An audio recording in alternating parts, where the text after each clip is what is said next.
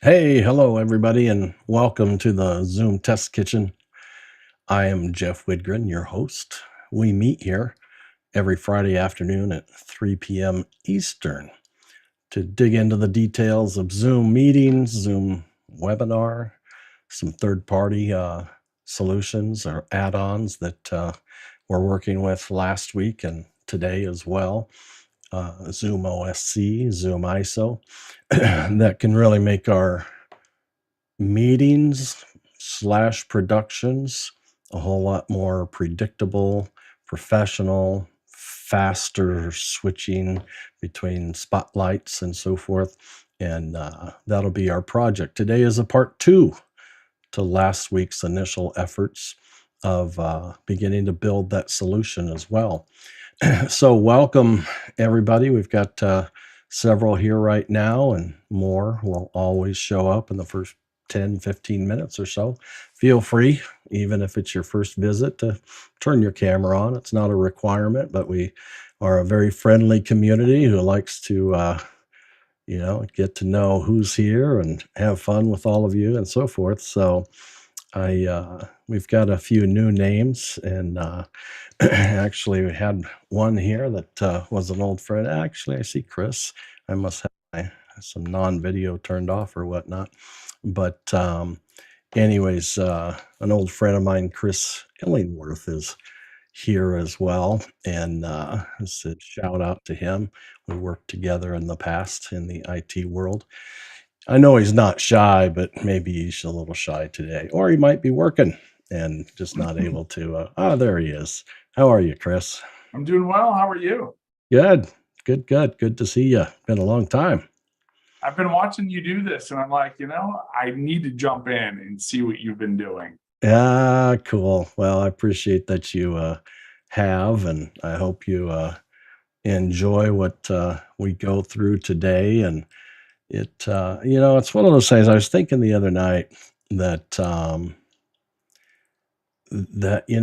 come it's mid-January, come March, I'm going to be shouting it out loud. Come on, everybody. We've had 3 freaking years to get it right as far as being on camera, having a decent microphone, having decent lighting, getting dressed properly instead of just thinking can be casual because we're at our home office or whatnot, and there's just been bundles of information of people out there on YouTube sharing how to do it right, and how to do it right on a budget, how to spend some jack to make it even better. For for all that. I lucked out in the camera department because I have loved photography for many, many years and had a good camera that I've converted to be in my studio webcam as well. But sometimes that's not always easy. But for like $300 now, you can get a camera that is a 4K camera and just does fantastic as well. So, anyways, we are often attended by people who are in and around, but it's certainly not our only, group of folks that do productions of some sort. They either run meetings, they run large meetings, or Zoom is an ingredient to the entire production. It could be a big event in a ballroom or whatnot, where you might have some remote speakers or whatnot, a remote audience, and they call it a hybrid these days, which we don't love the hybrid approach necessarily, but it's just hard to, pay the right amount of attention to those remote audience members versus those sitting in front of you. And human behavior says, I'm going to speak to you who are in front of me. And so you very quickly exclude those that are remotely attending. But needless to say, it's not going away. There was a lot learned by companies and organizations, boundaryless opportunities to have audience, engagement and participation from around the world. Corporations have said, hey, we can save a ton of money because the technology has stepped up so high that we don't have to, approve all the travel expenses and things associated with having you leave the office for a number of days and so forth as well. So, anyways, but those of us who are behind the scenes making those events happen, sometimes we're switching or what's called spotlighting in Zoom. Sometimes we're not really showing Zoom at all, but that's the methodology that we bring our guests in, and then we throw them up on the iMag screen for the in-person audience as well. So, how do you do that? I mean, the title slide or thumbnail of the videos this week, inviting people out to the Zoom test kitchen was, stop managing your Zoom meetings with just a mouse. And, you couldn't ask for a slower, I call it clunkier way to mute and unmute and spotlight and unspotlight and lower their hands if they're raised and you're done talking to them, all those things, all these different places to click, and there's small targets and so forth as well. And then if you have to do it to the next 4 people who are on the next panel, just take those number of clicks and aim points, if you will, and multiply it times 4. And it gets extremely challenging. So, can we do that with a button that brings everybody up, that unmutes everybody, and so forth? The answer is absolutely yes, but it's not all built into Zoom and easily accessible in the client, but with some add-on tools. And the ones we're using, one of them's free, the other one is called ZoomOSC and ZoomISO. They being Zoom has acquired that product. It's so powerful, and brought in as lead developers and so forth the owners who Andy and Jonathan, who developed that product from the ground up. And so now they're Zoom employees, and they have some great history and making some really, really big impact on our Zoom. I just think there's been so much acceptance of laziness and clunkiness and, hey, let me show you something, and then everybody in the audience just waits for you to figure out how the hell to share something or how to get your PowerPoint in the right mode, things like that. And nobody seems to complain enough to make a change. And it's like, goodness sakes. Sometimes it's just as simple as asking for help. If you're the speaker, if you're the teacher, the educator, the head of the meeting, just have somebody else log in and share your slides for you. And so they could just be sitting there ready. And when you're ready for them, bingo, they hit share. You get spotlit by somebody else who should be managing spotlights and so forth. So even something as simple as this meeting, the Zoom Test Kitchen, my friend Ray Franklin in the yellow shirt is managing the waiting room for me. Last week we had an unwanted visitor who got a little bit interruptive on the audio, and Ray just quickly booted him right back out, and so he was gone. It was very momentary. David Paskin with the rock and roll rabbi sign behind him. Excuse me, and the Zoom test and kitchen shirt. and my own Zoom test kitchen shirt. That's right. Thank you for wearing the attire. I know, Ray, I've got to get you one. But as far as switching, spotlighting and so forth, I've asked David to manage that today. And so, depending on the complexity of the event and even meeting, the days of having the speaker do everything is just nonsense. It's truly nonsense. I mean, for that individual who says, hey, it's my meeting, I'll start it, I'll hit record, which I don't think I hit cloud record. I don't use them very often, but I'm going to hit cloud record. Or actually, David, if you'll hit cloud record, that'd be great. just all those pieces and parts. It's one of those things. It's like there's people in your meeting, and my point was going to be, if you're still inheriting and keeping all those responsibilities to yourself, then you aren't allowed to be one of those people who says Zoom is easy. Because when you're tripping over yourself while you're trying to be the speaker and the presenter and sharing and unsharing and so forth, you just can't say it. It's not just Zoom, the product. Is it easy to click on a button and join a meeting? Yeah, that's why they're winning the game. But as far as coordinating a decent run of show, kind of top to bottom with expectations and timing and so forth, maybe some intro music when people are joining the meeting. If you have a break, some relaxing or motivating music, depending on the theme of the meeting and so forth.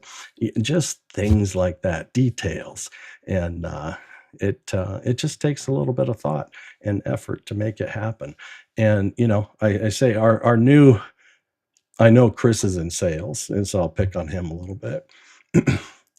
Being virtual, our new 3-piece suit to be in front of that customer is what? Microphone, camera, and lights. That's our 3-piece suit. We've got to look good. Well, first we have to sound good. Second, we should look good, and then that's a combination of camera and lighting and so forth. And because when you do, you're the authority in the room. You just are. There's just no. It's not like people are going to shout it out, but people will listen because you're dressed well, you look good. I mean, I used to get asked a lot. Now it's getting more standard, especially in the community I hang out with, is, gosh, what kind of camera do you have? Because that looks amazing. I don't get that a lot now because there's a lot of good cameras out there, and there are quite a few people who have invested in them. But it makes a big difference for sure. So it's just important to manage things smoothly. It's one of those things.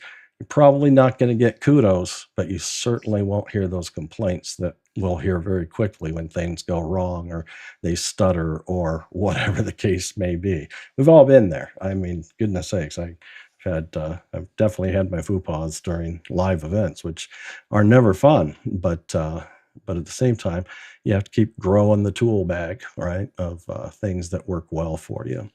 So in quick review, let me share my screen, and with this, so this is I'm on my PC, which runs. I've got my camera. As a matter of fact, just for review for some of the folks who are joining us the first time, I don't know if I have a button for that camera, but I do over here. There we go. All right, so this is my general setup. I've got this is a PC monitor. This is a PC monitor. This is a Mac monitor, and so this is the camera that I'm using. This goes directly into my PC, out of my PC into vMix, which is my vision mixer, which means I can do anything that I want with it at that point. If I pop up the lower third, I can tell you who I am, right? It's just super smooth, and it overlays the camera feed and this picture-in-picture and so forth. So it gives you a ton of flexibility. I can have videos preloaded in there. I can have PowerPoints preloaded in there, although it doesn't support animations, if that's really super important as well. But needless to say, that chain of tools that can be in your bag. If I wanted to annotate, I can have an overlay. That's my iPad that's on my desk. That is overlaid on anything that I have up on screen, no matter what screen it is. That overlay can be there, and so we can move it around, we can size it, we can erase it and start over, whatever the case may be. But having that flexibility and tools, and sometimes it does pause the meeting and causes somebody to say, hey, how in the world are you doing that? But the reason they're asking is because it's something that they would love to be able to do. And so there's just lots of tools to choose from. So last week we started building a solution. Now, a quick review, the two main tools that we're using, this screen in particular represents a product called, you can kind of see it on the left side, BitFocus Companion. And let me see if I can square this up just a touch.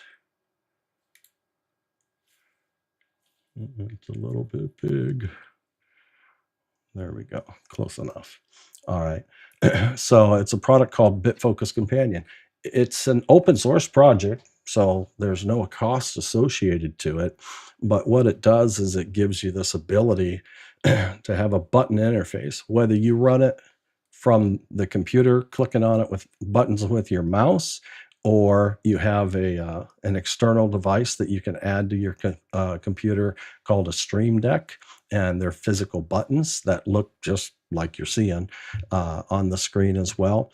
Whatever your preference is, it gives you that ability to press buttons and do things. And lots of us over the years are used to what's called macros, just kind of top to bottom, one execution after another.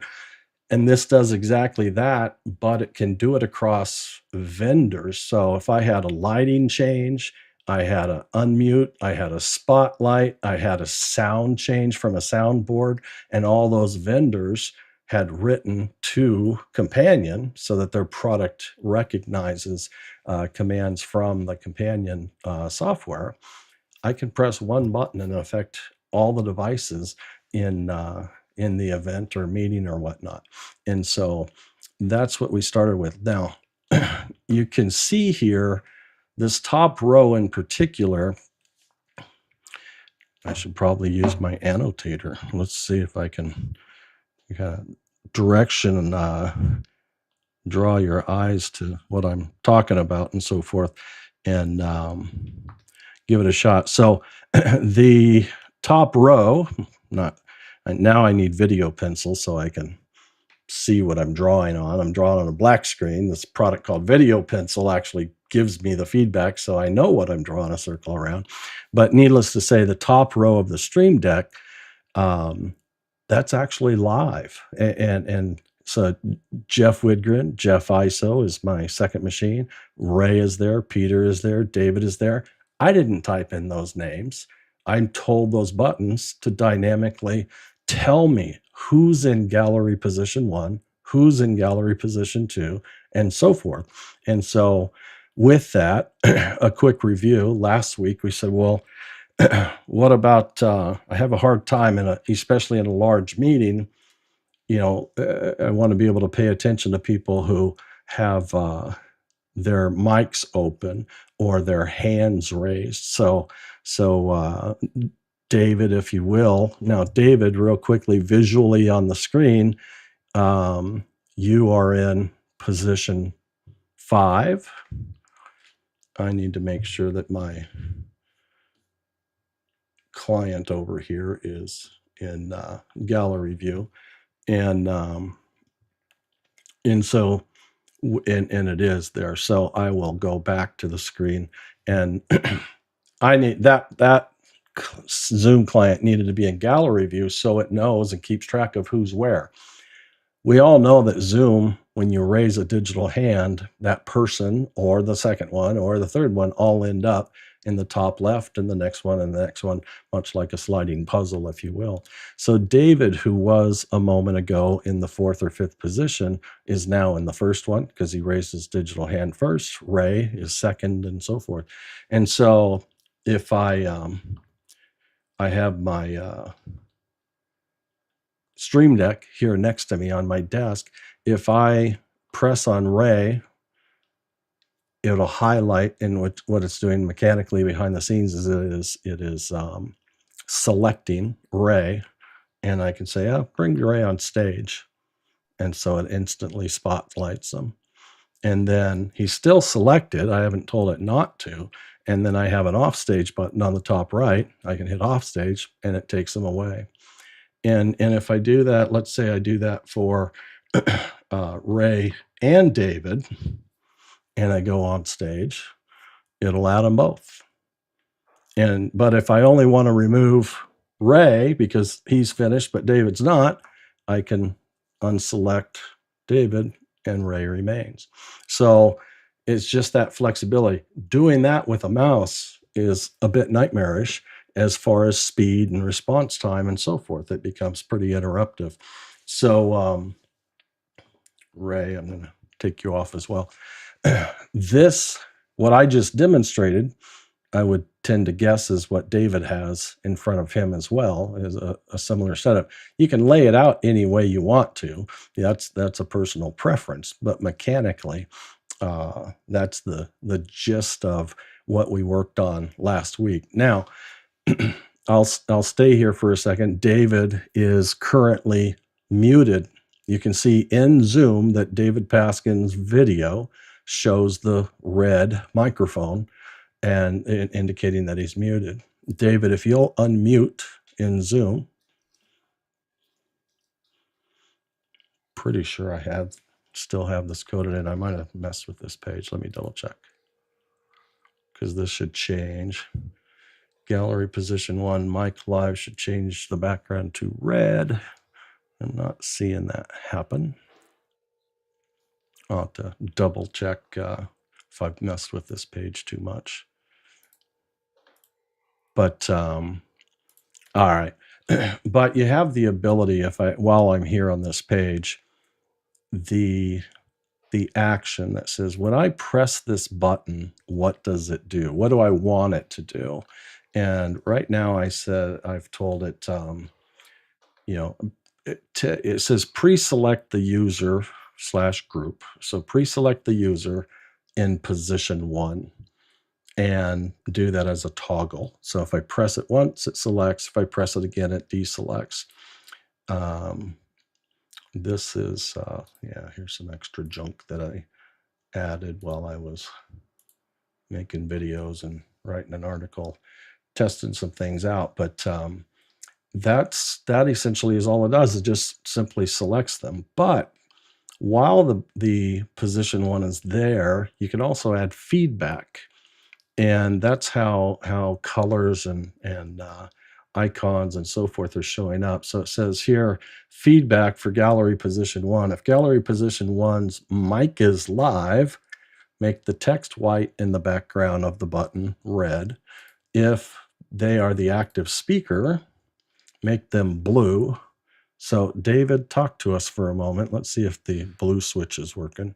If not, I'll reboot some things here. Check 1, 2, 3. There we go. This is David. So his button, do it one more time, please. Check 1, 2, button in the top left. 1, 2, 3, 4. Yeah. So it turns blue when Zoom senses that he's the active speaker. So out of a page of buttons, if you have that activity, you can tell, if you get this, whether it's intentional audio or uninvited audio, you can have these color codes changing in your Stream Deck that will indicate to you, if it's uninvited, who the offender is, right? And then you can quickly get them muted. The next feedback piece is if gallery position 1's hand is raised, and if somebody will raise their hand, it puts in a PNG file, which is this hand on the button. And so now I know that individual hand is raised. And because it's about position 1 in the gallery, and we know, coupled with the behavior of Zoom, that Zoom moves digital hands to the top left position, it ends up moving on my Stream Deck as well. And so it's quite dynamic. And then finally, when I select that button, I want to know visually some way, who out of the 6 have I selected to spotlight, for instance? and it just makes that a bright yellow. So if I select David, it gets to from a dull yellow, if you will, to a bright yellow, and you can see that I've got the first three selected. If I hit on stage, that will spotlight all three. Okay. Questions about kind of last week's project and so forth? Hasmuk. I have several questions, but the hand-raising PNG, that's not built into the default module in the presets? I believe it is. Now I've changed the look of my my picture just slightly is all. I wanted it kind of top rightish corner, so I edited the graphic. But if you I go back to my Mac screen and go to presets, I can go to the ZoomOSC presets and with the if I go select participants, oops, not that one. Select from gallery. If I go from select from gallery, if I just drag that onto a blank spot and click on it, this is what comes with it on the right side. So just literally just dragging a preset on, that's where that's what comes with it. And this one in particular, the hand raised, has that PNG assigned. And and if you wanted to change it and have your own fancy graphics, just browse out to your file system, select the file that you created for it. It tells you what size you need to make it, 72 by 58 pixels, and apply that accordingly, and away you'll go.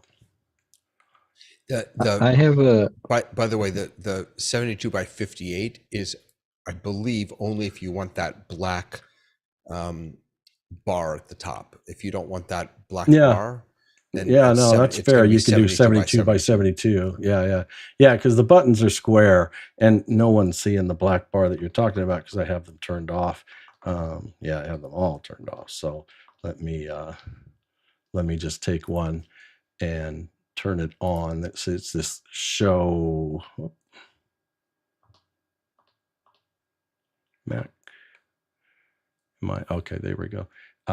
It's hidden not by default, but I'll say show it, and it'll show that black bar up top. So now you have a slightly landscaped rectangle when the black bar is occupying its space.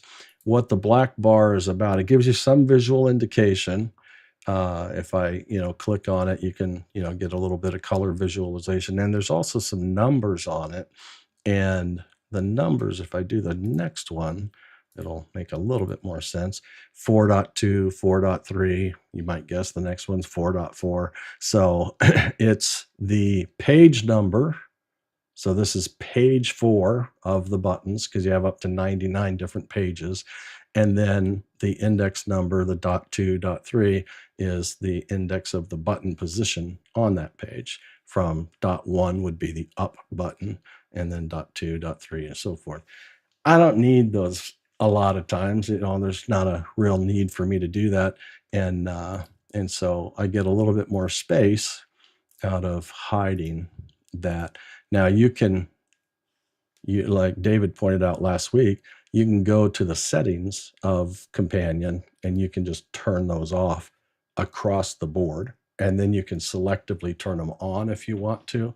But when they're off, well, what if I needed to know the reference of that button's position? Just mouse over it and sit still, and it'll pop it up 4.5.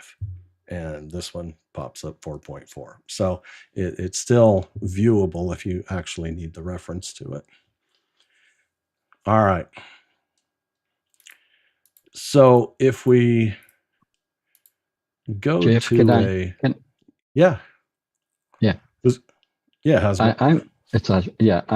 I've had ZoomISO license for a while, and also Companion and Stream Deck for a while.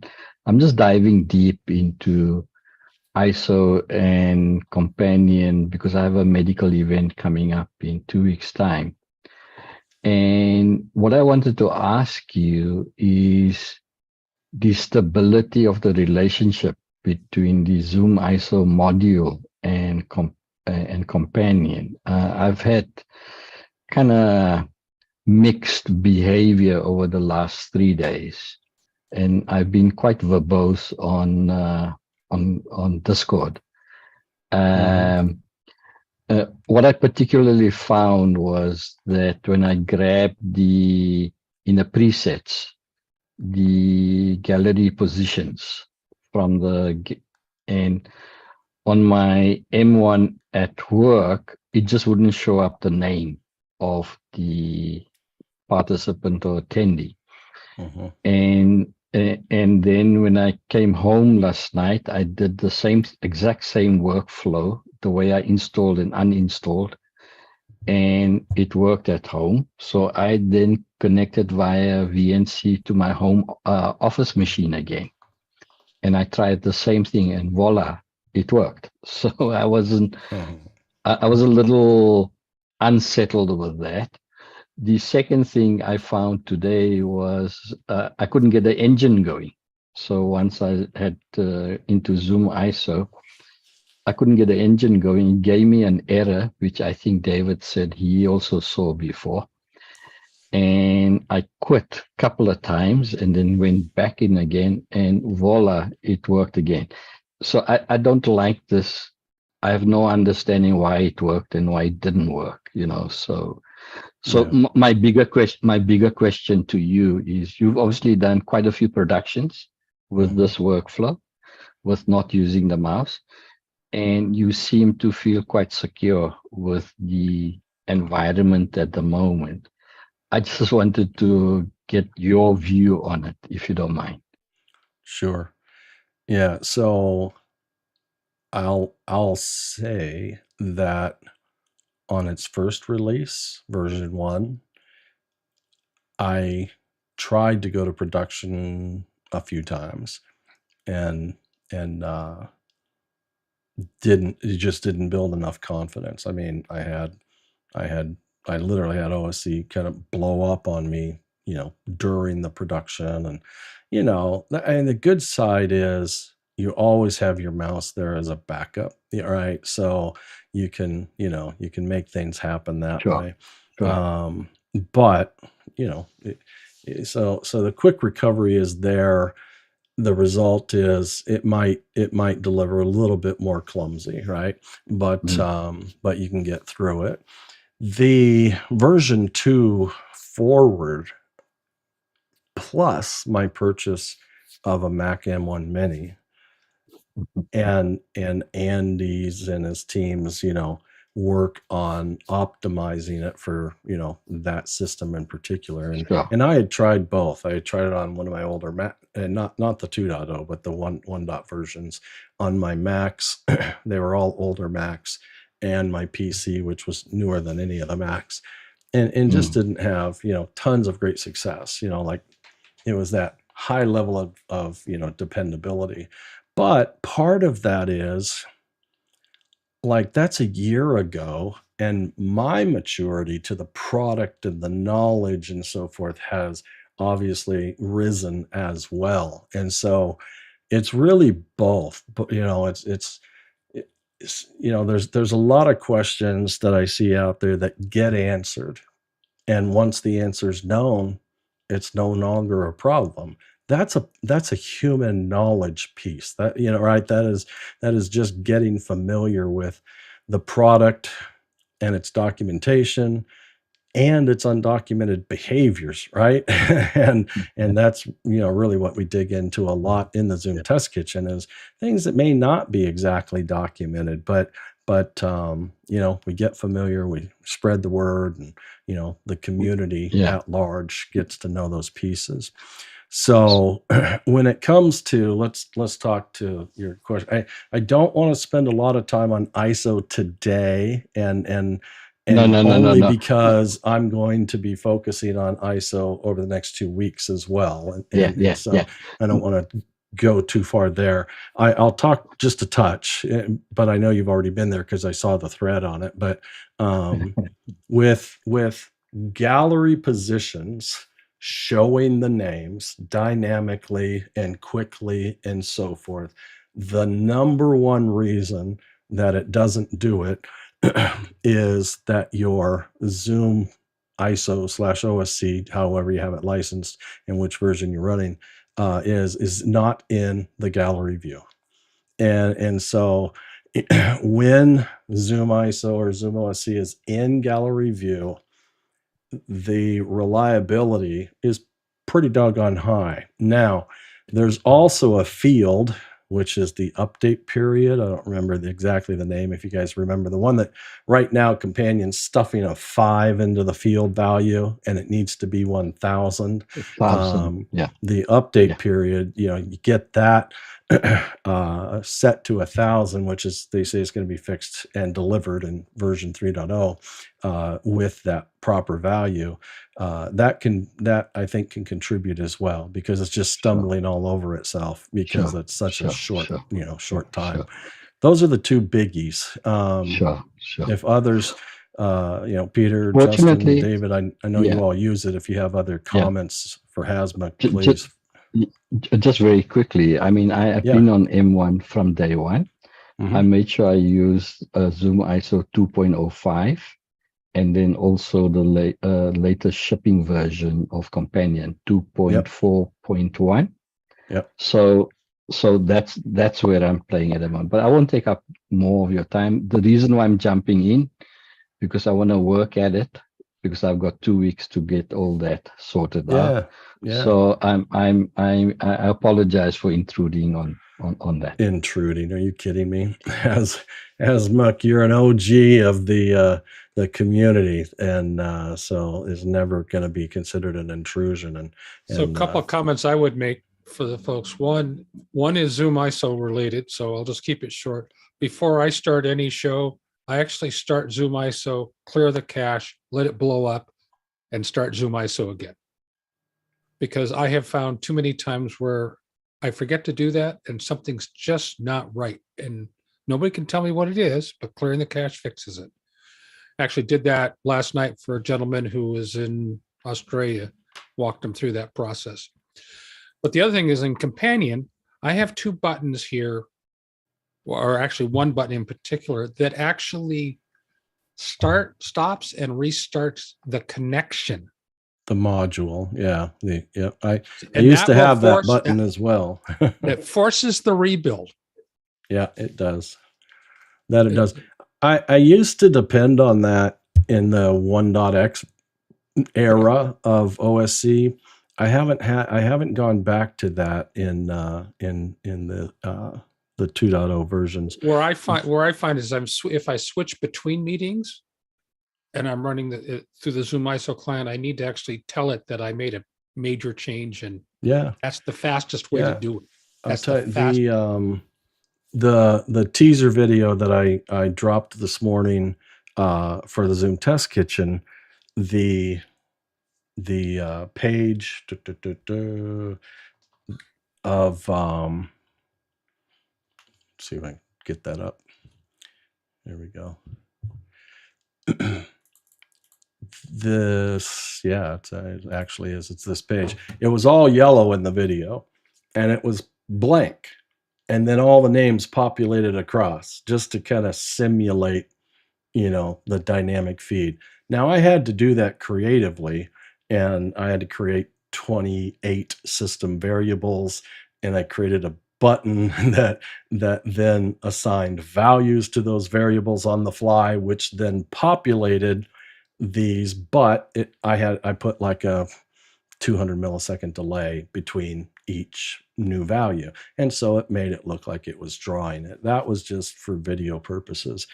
But every time I wanted to, we all wish we could do a video recording in a single take, but that's not reality. And so every time I had to reset it, I just killed Companion and restarted, because the custom variables are Companion variables. And so I would just kill Companion, restart it. Those variables would be empty. and then I could run that routine again. But yeah, totally get bouncing the service itself, the module. It's before every Zoom test kitchen and event, all my devices get shut down and they come up clean. Kill all as much extra as I can, as far as Chrome browsers and tabs, and my Backblaze backup software gets shut down. I mean, keep things as clean as possible and as lightweight as possible. But there's just good practices, right? And that's why we come together and talk about these things out loud. Justin, you've been waiting patiently. Yeah, so you asked about stability and what you should do. I would say one of the things that was super stable for me is, even though I used the select process, creating buttons where the names were hard-coded for known speakers. Because I did have issues with my participants not updating my gallery view, not updating. But if I created ahead of time, I already knew the speaker's name in Zoom. Or even sometimes when they would join, I'd quickly go into the companion config and update a button. That actually worked well to then be able to select them and then do the rest of the things that Jeff showed last time, like spotlight and unmute and whatnot in there. So use at your own risk, do lots and lots of testing, and still be prepared to potentially go back and do it manually. And then Jeff, I have a question for you. Sure. Is the page that you just showed that said gallery truly your gallery view? The one that I just showed? Yes. The one that I just showed, I'll say, yeah, kinda, right? This really is my gallery view, but every dynamic name, like Robert Shababadi, it's prefixed with Jeff. That's the value from the variable I was using to make the teaser bit, and I didn't remove those before I started today. That's the only reason. So if I clicked on this, you'll see here's the dynamic position number 1 from the gallery, but here's my custom variable that I didn't remove. And so if I literally remove that on the fly, you'll see that that's the real name, the real guy, and dynamic. Go ahead and raise your hand real quick, Justin, and you'll trump Robert's position. Well, you ended up. Oh, Robert's got his hand up. Robert's got. I don't have that on those buttons. Yeah. So the reason I asked is because when you showed it the first time, the gallery order hadn't updated. So I was in the third row with my hand up. Yeah. So while you were talking, I went back to my Zoom client, my ZoomISO client, and I changed it to gallery view. That's why it wasn't updated. But when we came back to it on your question, I had updated it, and therefore it was reflective. So that was just a timing thing. Normally, well, let's say historically, I've been the one pushing the buttons while I'm hosting. And so while I'm pushing the buttons, when I'm bringing somebody on and bringing somebody off, part of the last action is to set gallery view, set gallery view, set gallery view. And I'm not doing that today. David's switching it. So I'm not getting spoiled with, I actually had to find my set gallery view button on my Stream Deck because I have a standalone button for it. And that helps keep things in shape as well. Perfect. And so super observant, Justin. Yeah. So getting back to the reason I caught it is getting back to Hasma's question is that's the behavior me and you were going back and forth in Discord that I see on my Windows machine where no matter what I do, the minute I spotlight people, my gallery view stops updating. All the participants that were there are still there, still get all the feedback, but the order doesn't change. New people don't get added into my gallery view. And so that's where I say, do lots of testing, prepare to go back to normal. Because on my Windows machines, no matter what I've tried lots and lots and lots of testing over the last few weeks, I cannot get gallery view tracking to actually consistently work when I spotlight people. If I don't spotlight anybody, it works amazing and keeps working. But Jeff obviously got it working. I can't get it working on my machine. My 3 machines I actually have that I've tested. I just can't get it working. Let's hammer on it. So right now, let's drop Justin from Spotlight so that my screen's just a little bigger is all. Robert is in position 1 right now. Let me erase a few of these extra variable entry, so it cleans up the display a little bit. It's curious that you don't see Robert's hand raised on your Stream Deck button also.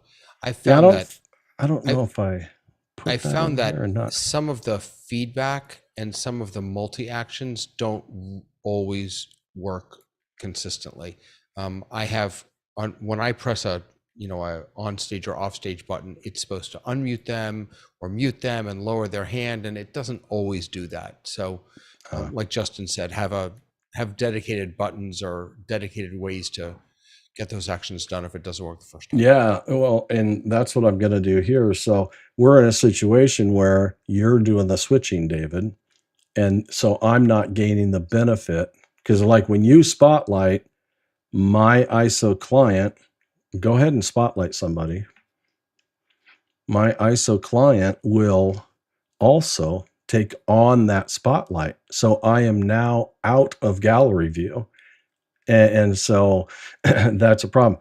If I were to be the one that spotlit, so let me kill the spotlights. Go ahead and kill the spotlights if you would. Now, so you're seeing in my window, whether you're looking at gallery or whatnot, you can see my gallery view of my ISO client.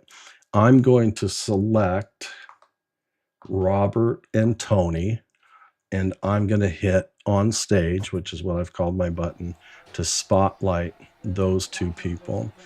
And then when I take them off, we should see, yeah, you see my ISO client popped right back to gallery view as well. I don't think, and I think I used to So last that's week. right. That's an action that's built in when you. It's built Spotlight, into the button. It's built Yeah. into the preset.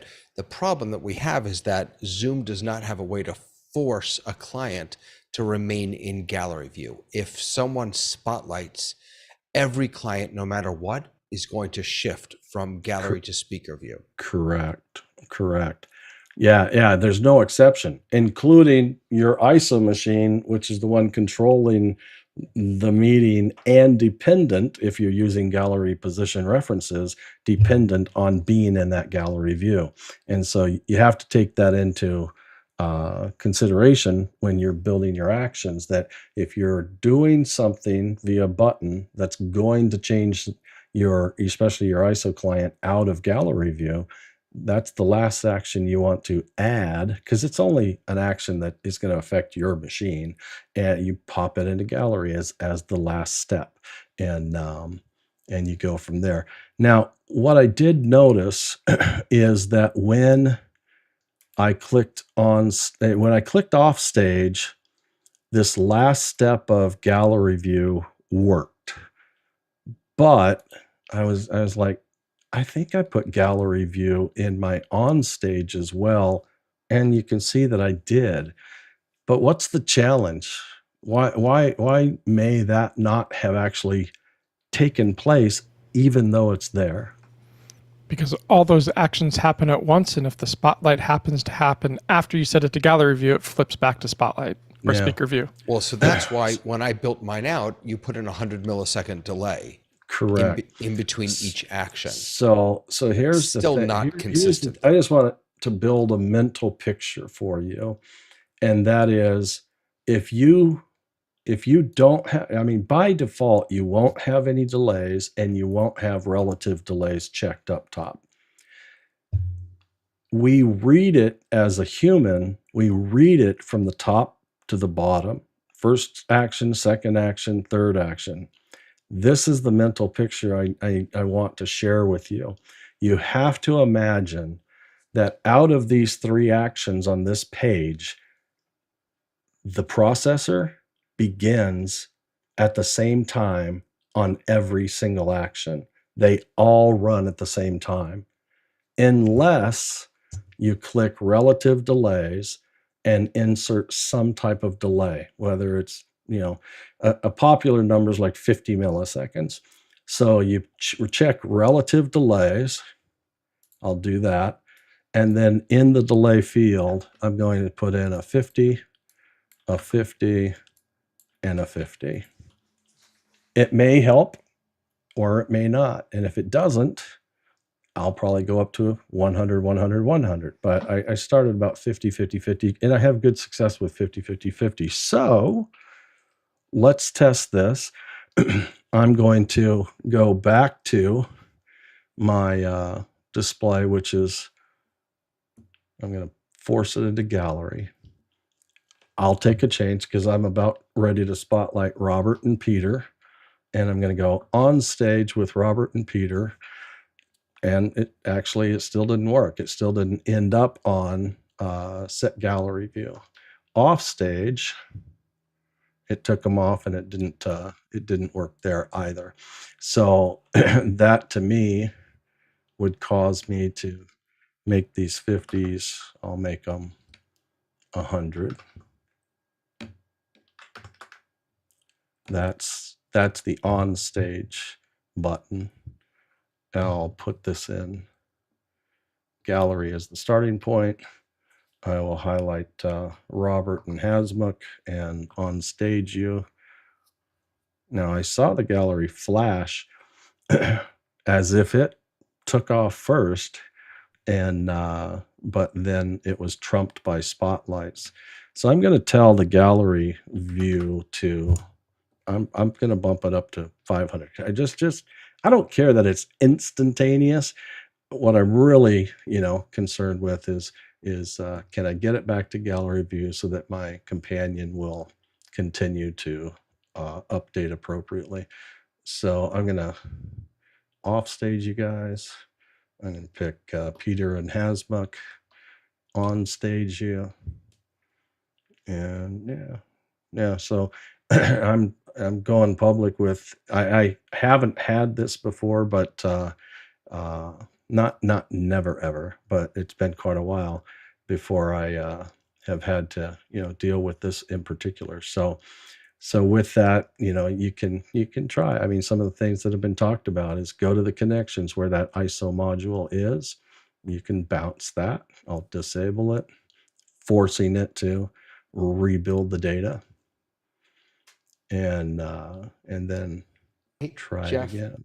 Yep. One other thing is just I found that I'm in my companion module right now, and the every time you update companion, there are a ton of changes, and you really need to rebuild your page almost every time and check, at least up until now. So I just went in and I noticed that the lower hand, because I was kvetching before that the lower hand wasn't working. Well, I just noticed that the lower hand action was not the right one. I had to replace that lower hand action. So now, presumably, if someone raises their hand and I spotlight them, I think I've now built it out correctly that it should work. So I'm going to grab Tony. I'm going to spot, and yeah, his hand went right down. So just something to be aware of is that if you're not getting all the actions you want or the right feedback you want, go in and make sure that your module is set up correctly. Yeah. Fix your shirt in the back. What? Fix your shirt in the back. Label shirt. Very good. All right, let me get back on cam. All right. All right. So as far as, some troubleshooting, tips and so forth without a perfect fix and result, but some cleanliness as well. So we, what I wanted to review the project, wanted to, drill down a little bit in companion, because it's a tool of its own. Even my creative use of using companion custom variables and writing values dynamically and so forth just to make a video, it was the first time I had done that. But I was hoping that I would be able to set name values to these custom variables and then reference them by doing a change text on the button. But the change text on the button wouldn't give me the ability to read the variable. And so I wasn't able to leverage it that way. So needless to say, I just told the button to output the variable name. So the next part was to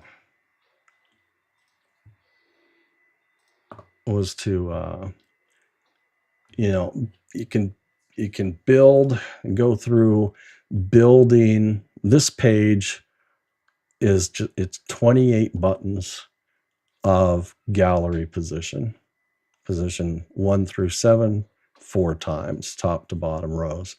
And how many of you have Companion available to you right now in the meeting? How many can we go through? And all right, so which one of you would be willing to share your screen, scroll to an empty Stream Deck page, and build out a gallery tracker page, if you will, that would select buttons? Anybody willing to do that? I don't want to be the one driving everything. I want others to, get Peter involved, talk Peter it and through. Ray have their. Peter's happy to do it if you'd like. Peter, you're muted, but yeah, let's do it. Don't I have to actually have the ZoomISO is not going to respond with anything until you turn something on. I've got it. Yeah, David will give you a co-host. Now you can build the buttons. You can build the actions. It's just when you press the buttons, they won't do anything until you're co-host. Right. So I'm going to go to page. And once you're co-host, David, if you can make that happen, you'll be able to share. I already made you screen. co-host, right? No, Peter Sargent, I'm not showing as co-host. Is it Peter Sargent? Is that your ISO dash machine? dash M1? You want to do the dash M1? Oh, that's where my ZoomISO machine is. Okay. I pinged you on it earlier. There we go. I thought I did it. I apologize. All right. So now, Peter, you have the ability to share, if you will. Start with a blank page and go from there. I just want to verbalize what we just did to give Peter that ability, right?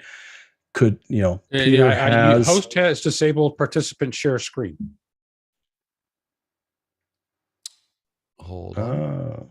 So I've got two machines running. Well, David's I've got two machines running, Jeff, just so you understand. You're good now. Okay, so co-host should be able to share. Are you trying to share the ISO machine? No, I was trying to share the other machine. Oh, okay, I got you. So yeah, you can. We'll make both of your accounts.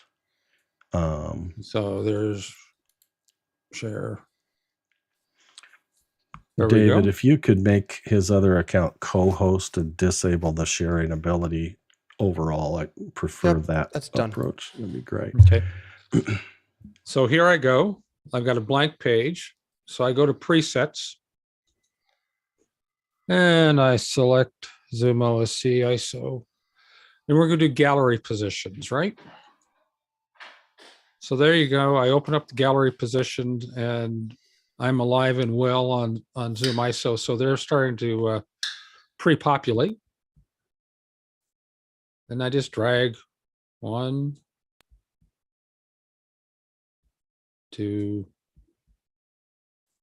depending on how you want it to be. I will tell you, Jeff and company, I often use participant view as opposed to the participants, as opposed to the gallery view. Why do you choose that? It just made more sense to me when I set it up. Now I might have been late at night when I did that the first time, but so one of the reasons why you may want to use gallery view either in addition to or in connection with participant view is for hand raising. So when someone raises their hand, they won't move in participant view, but they do view and move. Yeah, I have on my regular system, which I could flip to that page. I have both. I have 6 positions of gallery view, thinking I'll never get more than 6 hand raises at a time, but everything else is participant view. Yeah. Yeah, and there's nothing wrong with that. I mean, and 6 hand raised buttons or gallery position buttons, they all shuffle across anyways. Like when you see one, you bring them up and you lower the hand, everybody shifts over, right?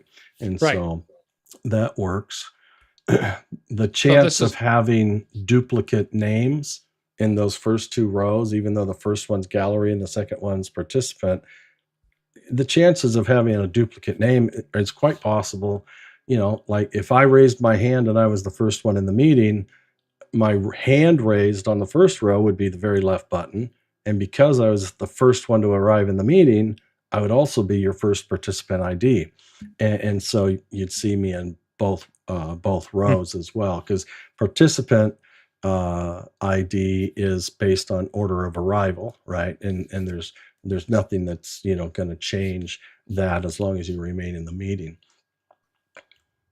So yeah, it's just, you know, part of it is just simply preference. Yeah. Is there a difference between Mac and PC, guys? At one point there was, as far as selecting target or gallery, etc. It wasn't available in PC. Is it now available in PC as well? Yeah, the gallery tracking, they say, is better in PC, although I mean, because it used to just really not be dependable at all in the 1X versions. But I only say from what I hear, because I don't run it on my PC anymore. But it works at least now on PC. Version 1, it didn't work because the Zoom SDK was missing a key component that OSC needed, and Zoom since added that, which enabled Windows to work. Correct. Who is there anybody else who said they have, you know, Companion and OSC on their machine that would like co-host so that you can test any results? Just raise your digital hand if you want to be made co-host for that purpose.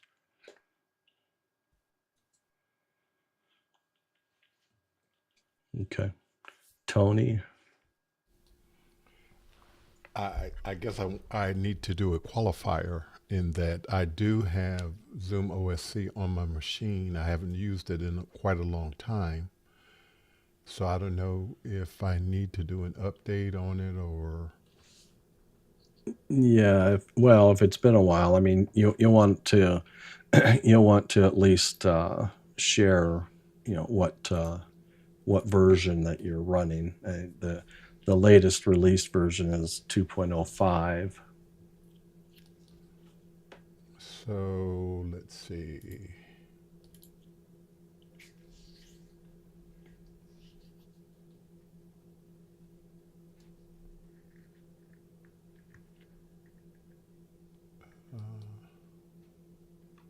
James, did you just want co-host? I went ahead and did that for you. Thank you. Yep, that's what I wanted.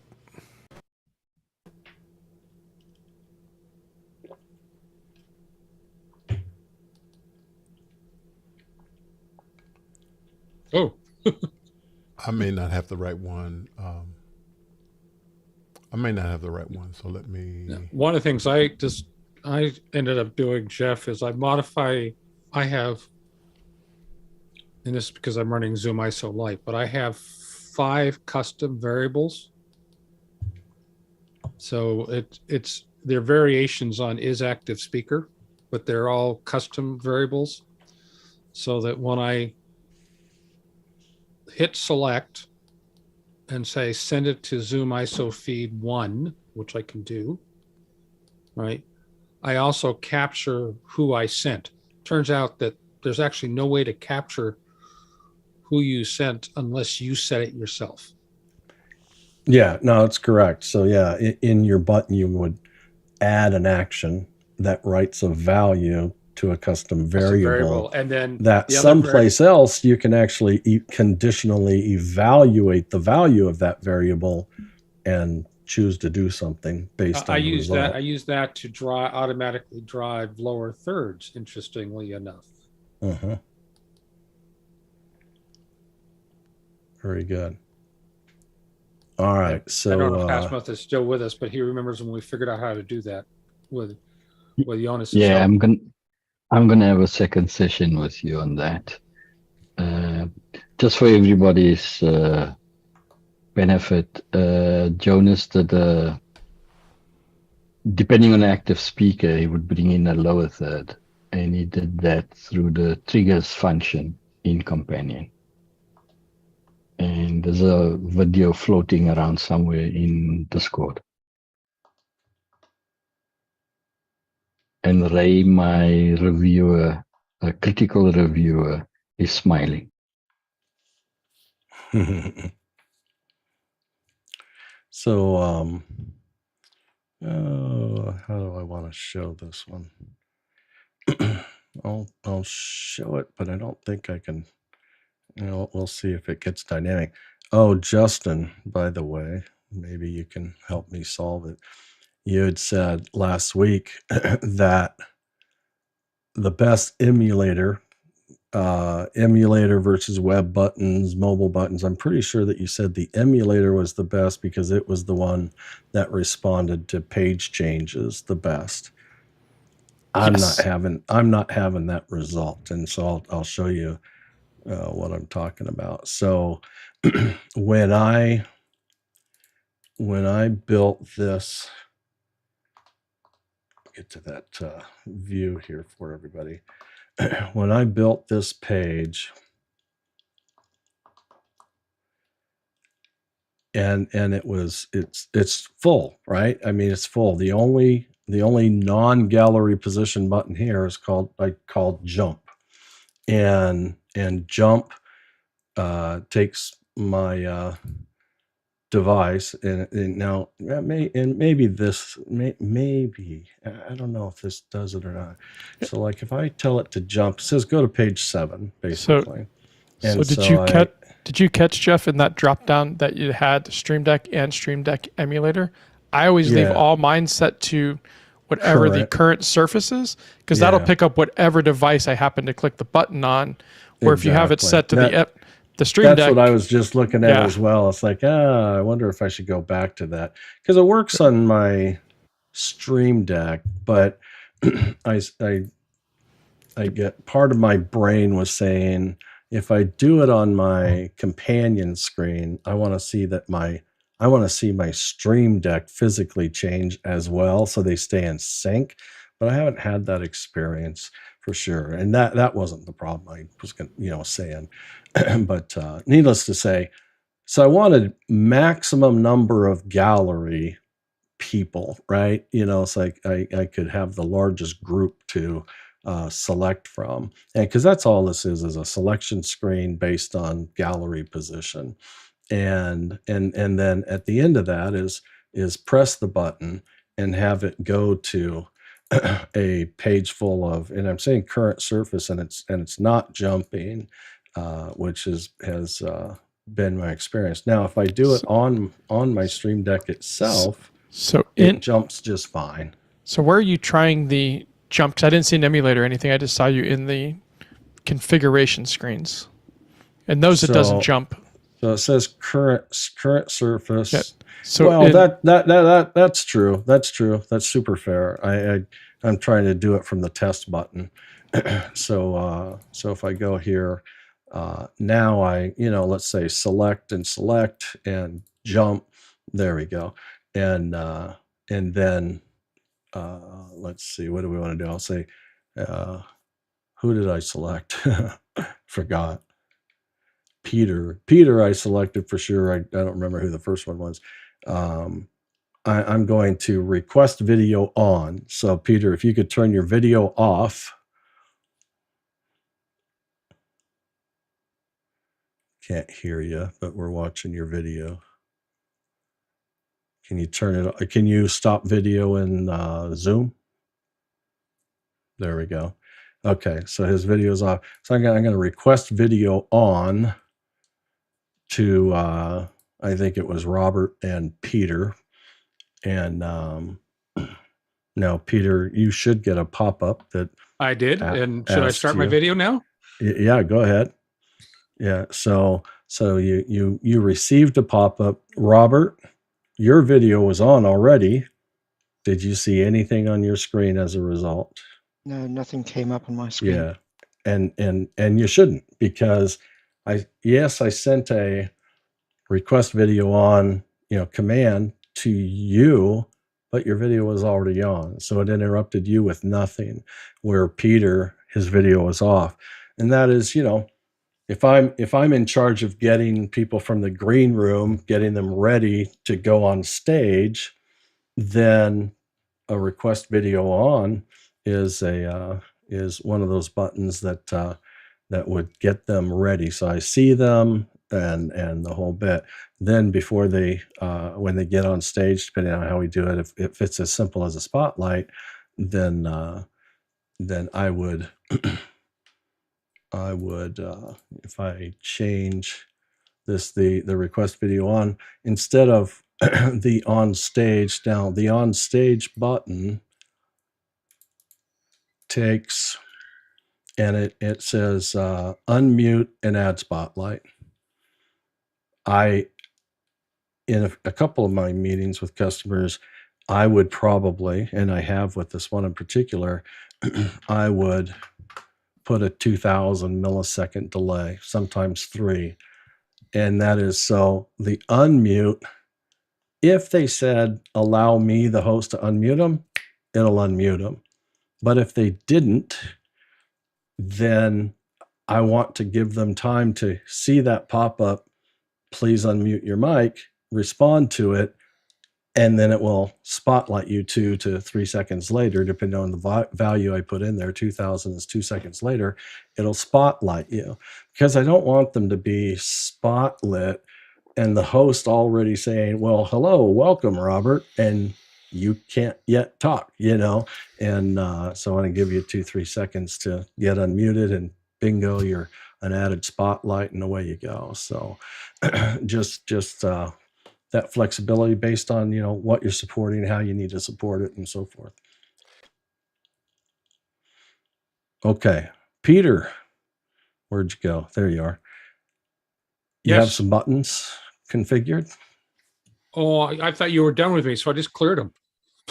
No. Sorry about that. We didn't test anything. I was going to go into. Well, I can't.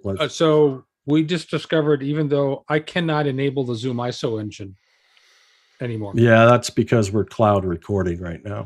Yeah. So let me go. But you don't need to enable the ISO engine to get OSC commands to work. True. Like my ISO's I'm not enabled at all because I'm not using ISO right now, although I'm in the ISO client to do this. So you should be able to, take Robert. You should be able. You should see Robert's hand that's up. Yep, I do. You could. I don't know if you added another button to spotlight that, because the button you were dragging on is only going to select Robert. It's not going to do anything. Yeah. So let me go to the other buttons and figure out. Now my question is this: what if I wanted to just press that hand raised button and unmute and spotlight and do it all in one button? Is it doable? You'd have to select the person first. You have to select the person first. Once you select them, then the next button can have as many multi-actions as you want. Right. So, but the first, it's the first action that does the selection. So in the list of actions, it is selected, isn't it? Yeah. So the answer is yes, you can do it, but you have to put the right delays in so that your select happens first with the delay for the next set of actions. But not only that, you can. So I have a button on mine that says "Spot Me," and what I did there is, so I don't have to actually pick myself. So my Spot Me button is, instead of leaving this page blank where you pre-select, you actually put in the person's name. Now I know that my name in every meeting that I go to is going to be David Paskin. I make sure of that. And so by putting this in here, I can just press. Do me a favor real quick. In versions 1.x, one of the key values was the word me. Right. replace your name with capital M, lowercase e, and see if you get spot All right, lit. let's try it. I was thinking about that yesterday, testing things, and I forgot to end up testing it to see So if let it's me- still responsive to that. So let's see. No. And here's why. Because I'm not on the same machine as ISO, as Oh, my ISO, right? So yeah, if yeah, I yeah, put yeah, in yeah. me, So so it- me works if you are your ISO machine. it worked because it spot lit the ISO machine. Right. But I have Okay, to yeah, put I in got it. David Paskin in order for it to actually do. And if I put in, if I knew what your name was going to be, then I would be able to do it that way also. So I saw something interesting as well that caught my eye, and that was let me look at something here real quick. So Frank is here, but he's off camera, and I have him on my stream deck as a gallery position. So I'm going to select Frank, and then I'm going to on stage Frank, and it didn't do it. David, try to spotlight Frank, because this is what I'm telling you. Your ISO machine got spot lit, but it didn't have a camera on, which Right. via So- using a mouse is impossible, because the spotlight isn't even an option that pops up without a camera. But did ZoomOSC actually do it, or was it because it was just local?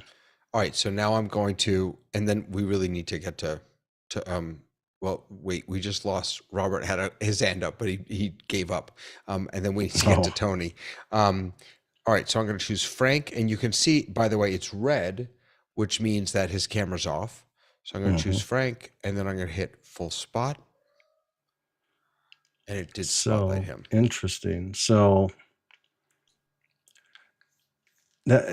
so that's interesting. So, if you wanted to accomplish that with your mouse, you can't do it inside Zoom, because the camera's off. There is no pop-up that includes spotlight when their camera's off, but ZoomOSC can, in fact.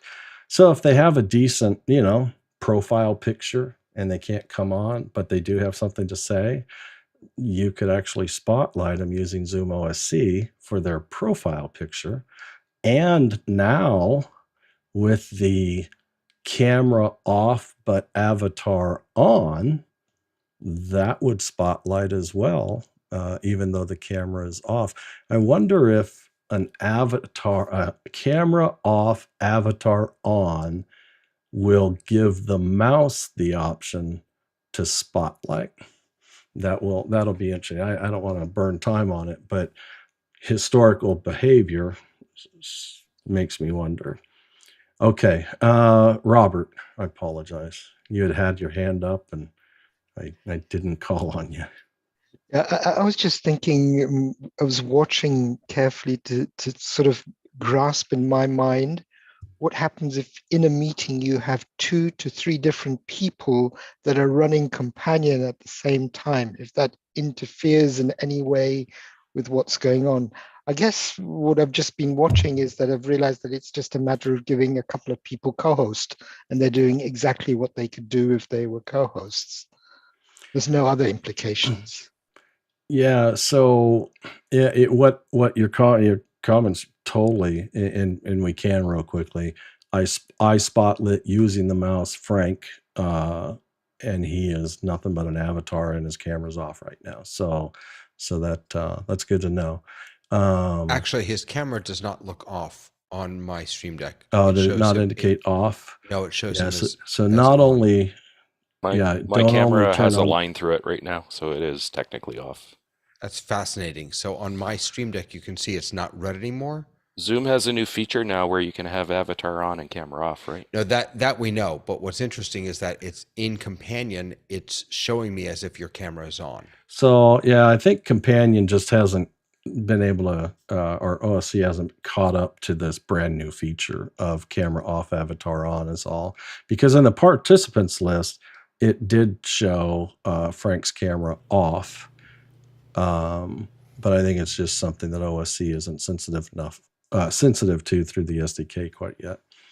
Jeff, it could be due to the fact that you now have animated avatars in the latest releases, and therefore that's probably seen as an active video. Well, it's not showing camera on in the Zoom participant list, though. I mean, like the Zoom participant list is saying, "Hey, his camera's off," but yet we're looking at a moving avatar. Yeah. And so, Jeff, for both of Frank and Mike Muddy, since they both asked, in my regular Zoom client, they both show off. In my ZoomOSC client, they both show on for camera. Yeah. Furthermore, I really think that's probably just an SDK thing at timing this problem. point. Andy, well, I don't know if it's fair to say broken. There's a brand new feature that just came out on the Zoom client, and then the SDK, usually catches up a lot faster than it ever used to, and then OSC is in the middle of a pretty big rewrite. I meant timing in terms of release of feature function. Yeah. So Robert, I just lost your question. Yeah, You had so asked, and I feel like I didn't finish answering. Well, so Robert was asking, I think, Robert, about multiple OSC instances in a meeting. I could see that. I mean, we have it happening right now, and Jeff and I are battling a little bit for who's going to be spotlit. So you're right. But what's interesting is that there is a little bit of a conflict, and Jeff, you pointed this out earlier, because again, when I spotlight someone, it automatically switches my ISO machine back to gallery view and but that won't work for anyone else who's running OSC or ISO. They will stay in speaker view. So it's not you can't do it cleanly, multiple people working together on it. Well, and I'll say the underlying part of what's going on there is that you have more than one person trying to do the same responsibilities. And I know Andy, has for a long time now, written like Isadora panels, created Isadora panels that this one was all about chat. This one was all about security. This one was all about audio management. And so they are, you could have a stream deck. So I could have delegated with, very strong lines of delineation that the stream deck template I send to you has everything to do with audio management and only to do with audio management. The one I send to you has everything to do with spotlighting and unspotlighting. And, and so the templates are what narrow down the set of functions that each operator can actually accomplish, if you will. And so right now I'm trying to, give examples of, the companion build, but I've asked you to, TD the meeting. And so, my gallery, doesn't have my button presses to keep, it up to date. So, and that's just an overlap. That's just a bad design, if you will, on my part, moving forward. So there is a little caveat to this, though. If you're on the same network, you can have your companion ZoomOSC companion control other ZoomOSCs. So you could switch all the operators. If you also turn on the remote management for certain users, you could put chat functionality in there even for remote users to send OSC commands and have them be listening to that. It's a bit of an advanced topic, but there is ways to manage that for remote control of a ZoomOSC. Question. Yeah. Yes. The question being, could David's companion actually do something to my ISO machine? And the answer is yes, with remote management and or VPN. I mean, it as long as there's a way for his to see my network, So It's- actually, not even to see your network, there's a feature in ZoomOSC itself to turn on remote management through chat. So if he sends you a direct message with the right format to it, your ZoomOSC client or ISO client will That's true. listen to those and take effect without him having VPN or any other access to your network. Yeah, just in the chat itself, I've seen that. So, all right. That was the multi-management piece, and so that's a good one. The Tony, did you want to jump in? You had your hand up before.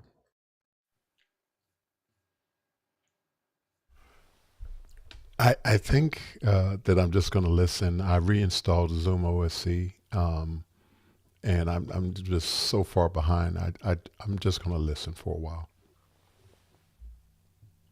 okay. So Tony, since you just installed it, the one spot that always gets everyone is the pull for Zoom ISO data refresh, by default set to 5. Make sure you set it to 1,000 so you can actually save your settings and get your OSC chatting. Yeah, I'll pull it up on screen. If you'll spotlight me, David. When you go to that connections tab to your OSC module and click on edit, it's this field right here, the pull data for ISO. That will default to 5, and it needs to be 1,000.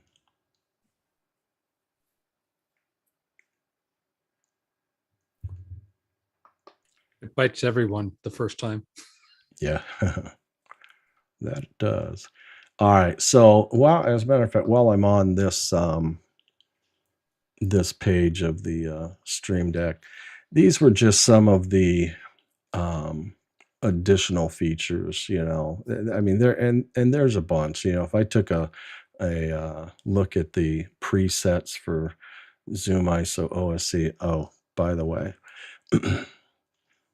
I wanted to just throw this note out. You know, under the connections, OSC ISO is there.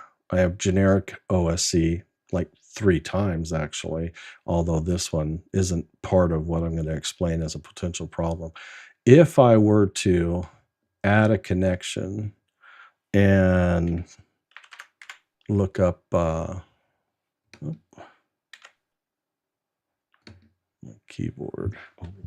Oh, I'm using I use Synergy, and if I use Synergy, I have to use the right mouse to go into that field. If I were to go add another instance of that module, and let's say this one needs to talk to, you know, local host at 127.0.0.1, but this one I wanted to talk to a different machine on my network and so forth, and or I have one that's built to go over a VPN for a client, right? So I'm doing remote work and so forth.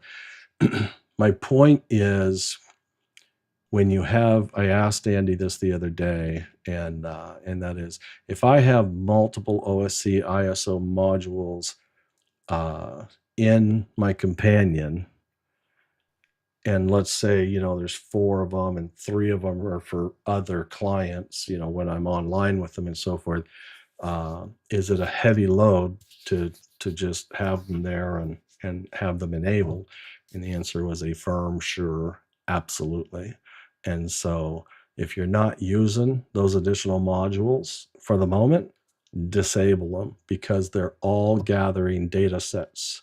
And even though they're not being used, they're pulling it. And so I just give you a heads up that you don't have to delete them. I'm going to delete this because I don't need it. But if you've got them, then make sure that you're aware that there's some efficiency or inefficiency that can happen there. So we've spent plenty of time on select. ISO we'll get to over the next week or two. Groups we'll talk about a little bit today as well with David will probably help us explain the group concept and implementation. Select from gallery. The participants are here. This is the participant ID order of arrival.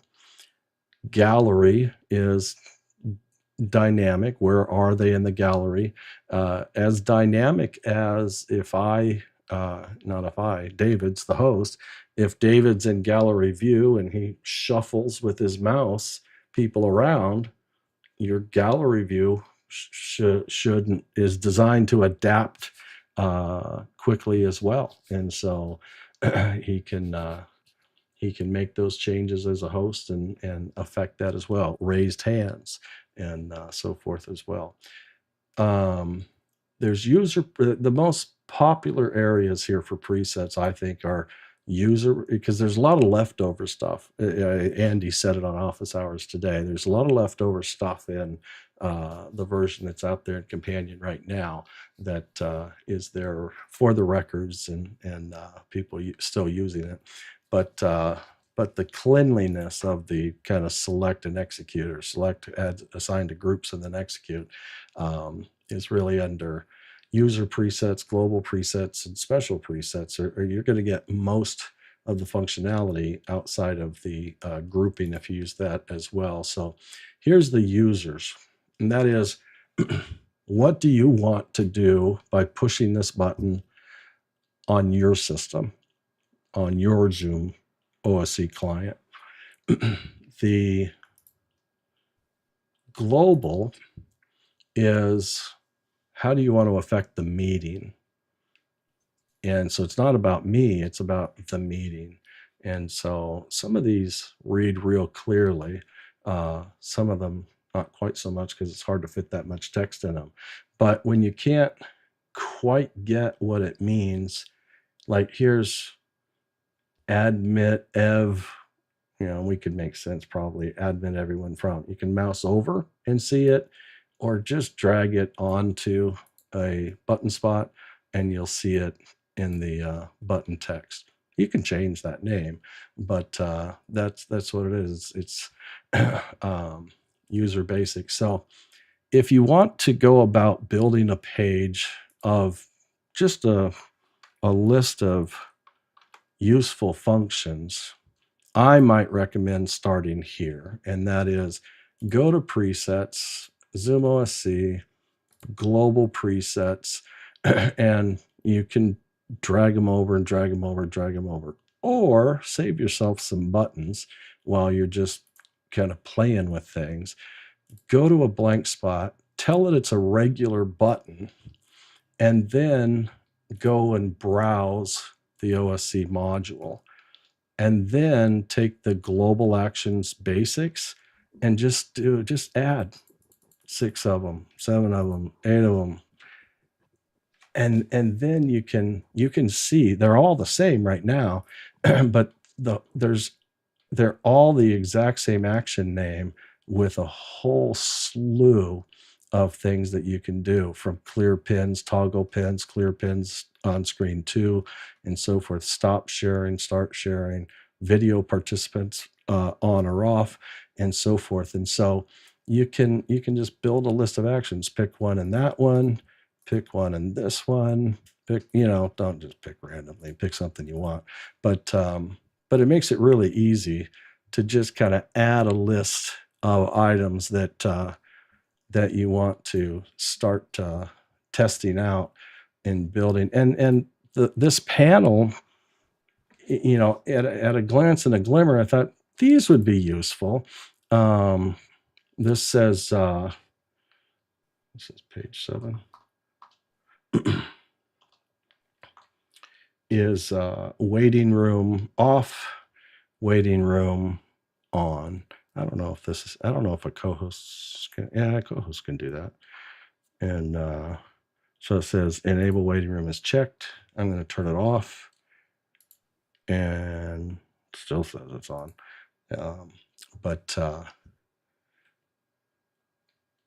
Do I have this? Enable waiting room. I have it latchable, enable waiting room, latch unlatched, disable waiting room. And I also added admit everyone from the waiting room. So if I figure my workflow would be, hey, I start a meeting, I enable the waiting room, they stack up, and when I do it with a mouse, if you do it in mid all, that doesn't disable the waiting room. if you disable the waiting room, it doesn't admit the people who are in it until you admit all. And so with Companion, I said, disable the waiting room and also admit everyone from the waiting room. Right? I mean, that to me, that makes sense. It's like, hey, if I want it off in this meeting, I don't ever shut the waiting room off, and I don't want it to be turned off. There's certainly clients that want exactly that. Just turn it Jeff, off. we have a question from Hasmuk. Sorry. Oh yeah, Hasmuk, go ahead. Yeah, I have a question and maybe a follow-up to that. You did say you have a button that if somebody's hand is up, you will spotlight them, unmute them, a number of actions. Do you first select the person and then have another button that triggers that workflow? Is that correct? Yes. Yeah. I mean, Okay. So if you want to know the way Andy and team have designed version 2 and newer, their thoughts are display the attendees, select who you want to do something to. They can become a member of a group, and then you can choose that group now or later in the meeting, but then followed by execute what, and whether that's mics, cameras, spotlights, and so forth. Right. So my follow-up is that I know in the presets, you can bring in, let's say, all the gallery positions. You select a person, and then you can let's say, pin the person or spotlight the selected person. Do you use one of those preset buttons to code the different actions you want? Because if you've selected the person and you create your own new button, you need to figure out how it's going to act on the selected individual, if you understand what I'm trying to say. Yeah, so let's build one real quick. So we'll just take a blank button here, and we'll do it. You want to do it with a preset or no preset? Either way is fine. Yeah. So I was thinking of taking a preset and modifying it with all the actions. Okay. Or so I'd we'll like go to know how to do it. Yeah, we'll go to the ZoomOSC presets, and if we want to do a select, let's either participants here, which is order of arrival, or from the gallery position, and with that we'll take that and let's say we've never seen it before. Let's see what's associated with that preset. The preset first, it displays the name, the Zoom name that attendee has provided, giving you the opportunity to maybe just take this gallery position 1 and just making it the name, right? I like it to fit a little bit better. I like 14, especially when I have a lot of data to fit in the button. So I turn off the headers on the button and I make it 14. I can still read it, and it can fit 3, maybe 4 lines of text. And I want to do this real quick too. I'm going to erase that for just the example, and I'm going to type 1, 2, 3, 4. And you can see that naturally it all ended up on one line, right? And that's where you can put a \n, or what's called a whack. So, the exclamation is a bang and the / is a whack in the programming world. And so you can put a whack in for new line between each one, and you can force it on its own line. And when you want to break things down. Now, you don't have that flexibility to do it when it's a dynamic variable, such as first and last name, but anything before it and after it and so forth, you can. So I just wanted to make sure everybody was aware of that piece. And so I'll get that variable back in there. So now Robert's raised his hand. So the name changed from Hasmuk to Robert because it's still gallery position 1, because there's a digital hand up there. So now the question is the press actions, that preset by default, it's referencing position 1 in the gallery, and it's toggling the selection. So if you press it once, it's going to show select it kind of in its memory. It will know that you selected that one, or you can tell it specifically to select versus remove, but we'll toggle the selection. And but while the button is sitting there, that's more about feedback. While the button's just sitting there, you can see that it responded, for instance, to the hand raised feedback value. And that's that is Robert's hand raised. Sorry. And the ping got there. Do we get rid of that Ray? I muted that person. Okay. All right. You might need to watch and boot them out too, depending on who it was.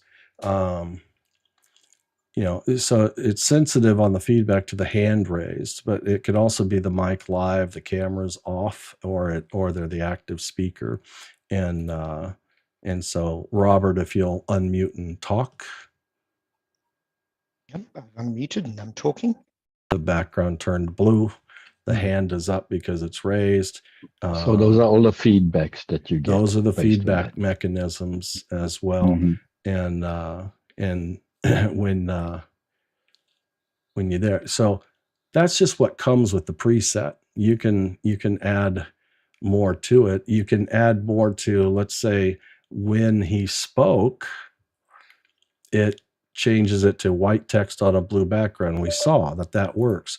What if we wanted to change the font size and say, when he's speaking, make it 7 point? Talk to us again, Robert. Hi, now I'm on 7 points. Yeah. So the text got really small, and the background went blue. So it's very, very responsive at that. And you can have it just do a number of things. You know, do you want to do anything more than select? What if we in fact just on this button wanted to spotlight? So we go to browse the OSC, and it's a global action, I believe. And keep in mind, so you have this drop down list, and move the mic a little bit, but you can also type in that. And so instead of scrolling and searching, you can literally type there. I go, oh, well, I think I missed the library. And so it's not in here. So I'm going to remove it. But maybe the better approach, especially while we're learning what's where, is just browse and search the top. And it searches all your modules. And you can just type spot L. And nobody has a match except the OSC module. It says spotlight, add spotlight, unspotlight, toggle, or clear. And so I'll go for add spotlight. And add spotlight works whether it's the first spotlight of the meeting or if it's additive to existing spotlights as well. And so I'll go with add spotlight. Now I can learn that it came from a bit of a standalone module, simply add spotlight, not one of the big groups. And it's just simply add spotlight, nothing to configure. And so I'm going to put a delay on that. So I give it time to select and pause and then spotlight. And let's see if in fact on a one button press, if Robert will actually spotlight, and it's not. And so I think there's another option in here. I really do, but let's see.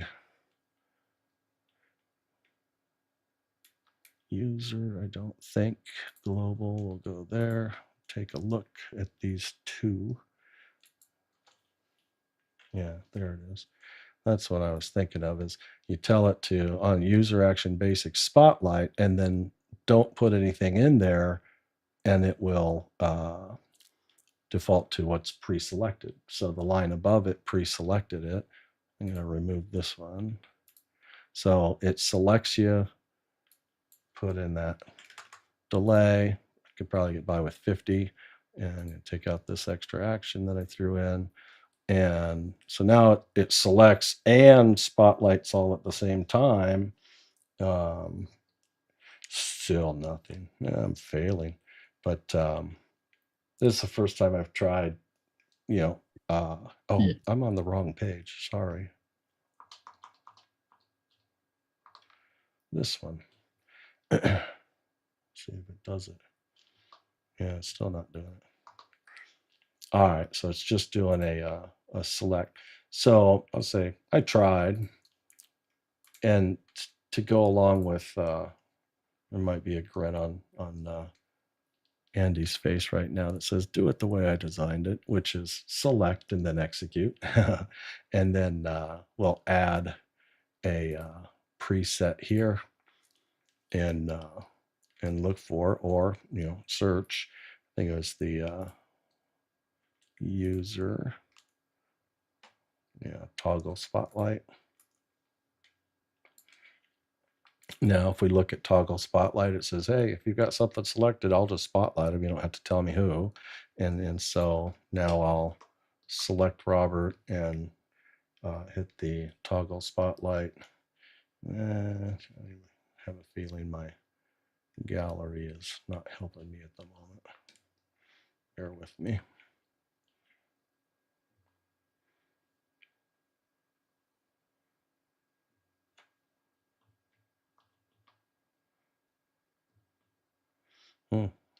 Something.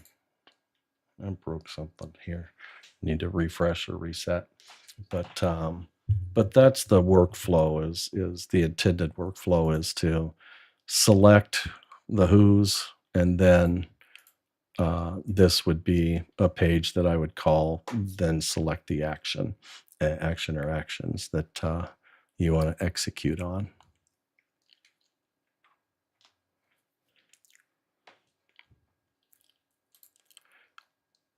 All right. Robert, you still have your hand up. You're not doing that just for me right now, I can tell. Usually do, but not this time. I know this is just a matter of preference, but I can't show you this because I'm on the wrong machine at the moment. But what we usually do is we have 2 stream decks, and on one stream deck we just show the gallery with raised hands. So we define groups of people that we want to be able to spotlight quickly. Yep. And so we have that in front of us all of the time. And then on the other stream deck, we have the actions. And then you sort of have a more manageable, well, we do anyway, this is a matter of preference. You don't have to look and move pages and look for things that are changing on the screen. You just know that one hand is on here and the other hand is on there.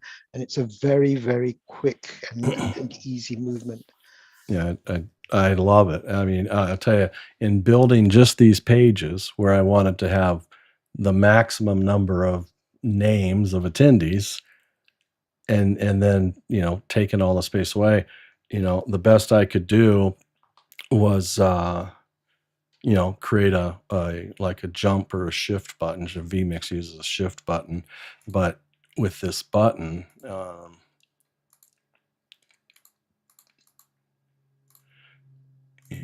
yeah. So if I had this one, I could select, I think that's you. I messed up the font on that one. But if I selected, some individuals and then clicked on jump, it would take me to the actionable page. And then I put a go to page 5, which was to go back to where I was, and so forth. Those at the moment are broke as well. But anyways, it was a matter of, being able to kind of jump back and forth.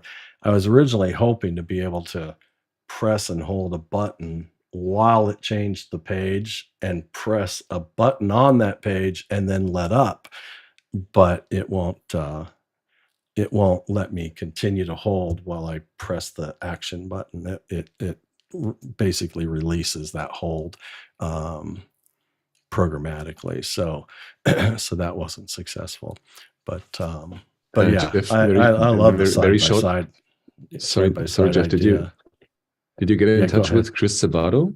Because Chris Sabato got something like this working. Oh yeah. Maybe give him a call. I think I read Chris's thread in Discord over the last 2 days, and he uses vMix, and I'm pretty sure his was tied to vMix, and the vMix library for Companion has a shift button, a literal function that is a shift button, and when you press and hold it, it changes. It doesn't change to the page. I believe the shift function he uses is a Companion shift function, and so it's like set internal to page number, and if you leave it, then go back to the page you were before. And this is not a vMix action. Oh, okay. All right. It's a two-step process he has. It's you build one button on the first page, which says, take me over there on press. And then on that second page, in that same button spot, you have another action that says, upon release, take me back to page 1. Yeah. Got. I'll have to dig in. We've got Mike with a hand up. Yeah. Who, by the way, just made a fantastic suggestion in the chat, having nothing to do with Companion, but. Well, it actually did have something to do with Companion, because I had a button set up specifically to, I'll share quickly that tip and then tell you what I was going to share, why I raised my hand, which is I had an event where they said the event team wants to meet in the same room to debrief at the end of the event. And so in the past, you might end the event, end the meeting and then open it again and let just the event team back in. But that was a little abrupt for what we wanted to do for this event. And so what we did is, 5-10 minutes before the end of the event, everybody who we wanted to stay in the room for the debrief, we made them co-hosts and then had one button set up that sent everyone to the waiting room. And actually tested this with Jonathan. He was helping me, trying to do some custom stuff for this. Turns out that button send all the waiting room is instant. Some of the actions are really one by one actions. And so it's kind of like boop, boop, boop, boop, boop. But for that one, it's instant. And so it was like, hey, thanks for coming today. Hit that button and whoosh, everybody disappeared except the co-host back into the waiting room. And then we could just send a little message, and we had our custom message in there saying, thanks for joining us today or something. So it was a little softer way to end the meeting. Is that the eject all webinar attendees?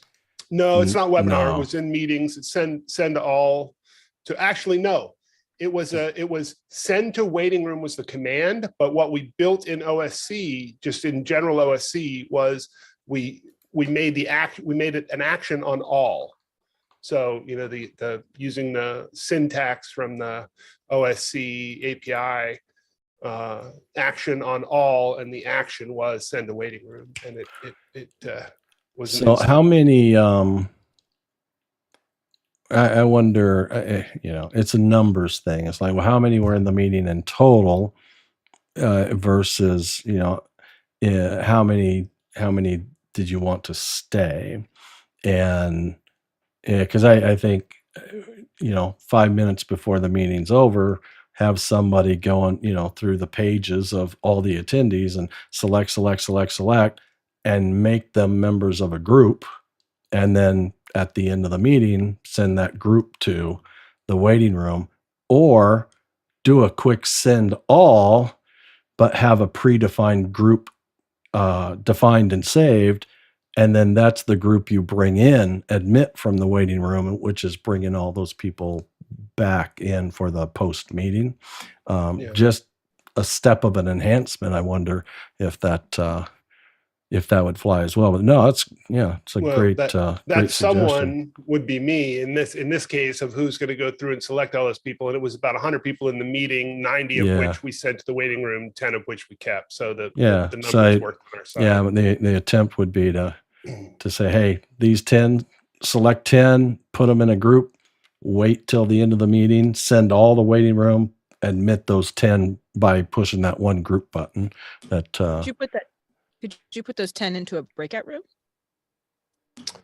No, they stayed in the main room. I mean, it was actually like 2 separate team meetings. The leaders had them. So yeah, but by pushing the button, those 10 people I made them co-host, they all stayed in the main room. Everyone else went to the waiting room, and I had another button to send an automated message to the waiting room. Thanks for joining. You can leave now. And then those 10 people spent like another half an hour. They had a couple people went into one breakout room. Yeah. So essentially they were the only ones left in the meeting, and we could kind of move around as needed at that point. But what I wanted to, the reason I actually raised my hand is you were talking about having actions, and Justin reminded me to share this. Let's see, let me switch to here. And if I'm right, I can also bring me in. Okay, yeah, that worked. So one of the things that I did is to set the first 3 rows to the actions, or the point I'm trying to make is the bottom row of buttons are the actions, and these buttons stayed the same on each page. So as you go through each page, all those actions that we want to take on people basically stay in the same place: spotlight, unspotlight, mute, unmute. And so I could have pages and pages and pages of callers, and I'm actually deleted a bunch of them, but I could have 90, up to 99 or whatever. In this case, I had 99, but those actions on each page were the same. So that made it really quick to know I'm going to select whoever I'm going to select. And then I can take the action right on the same page, just by clicking these buttons. So that's that's the thing I wanted to share. Yeah, I like that layout. That layout's great. Just hit export and drag and drop it into the chat of the meeting, and everybody will steal your nice design. Yeah, no, it's a good layout, good workflow, good stuff. Anybody else? David Paskin, are you still available? So Jeff, to kind of just tag on to what Muddy said, since I started my config after talking with him, I actually still created a page of actions, but each of those buttons that he showed, I just had Companion actually call that one page. So if I decided, I want my spotlight button now to unmute and do other things, I just had to go to the action page, update it there, and because all the rest of the buttons were calling that one action button, I didn't have to update every single page, because that would get old. Like if he's got 99 people on there, he's probably got 40 pages of people. I wouldn't want to update 40 spotlight buttons. But if you just do one action page, do all your stuff there, and then have the rest of the buttons call it, that is a great way to manage that configuration.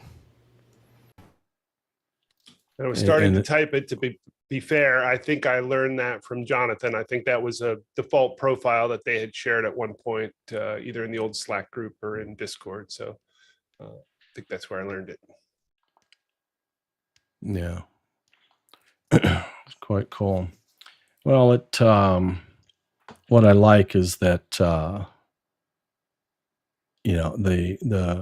design, the redesign of, version 2X and newer really has a workflow attached to it, right?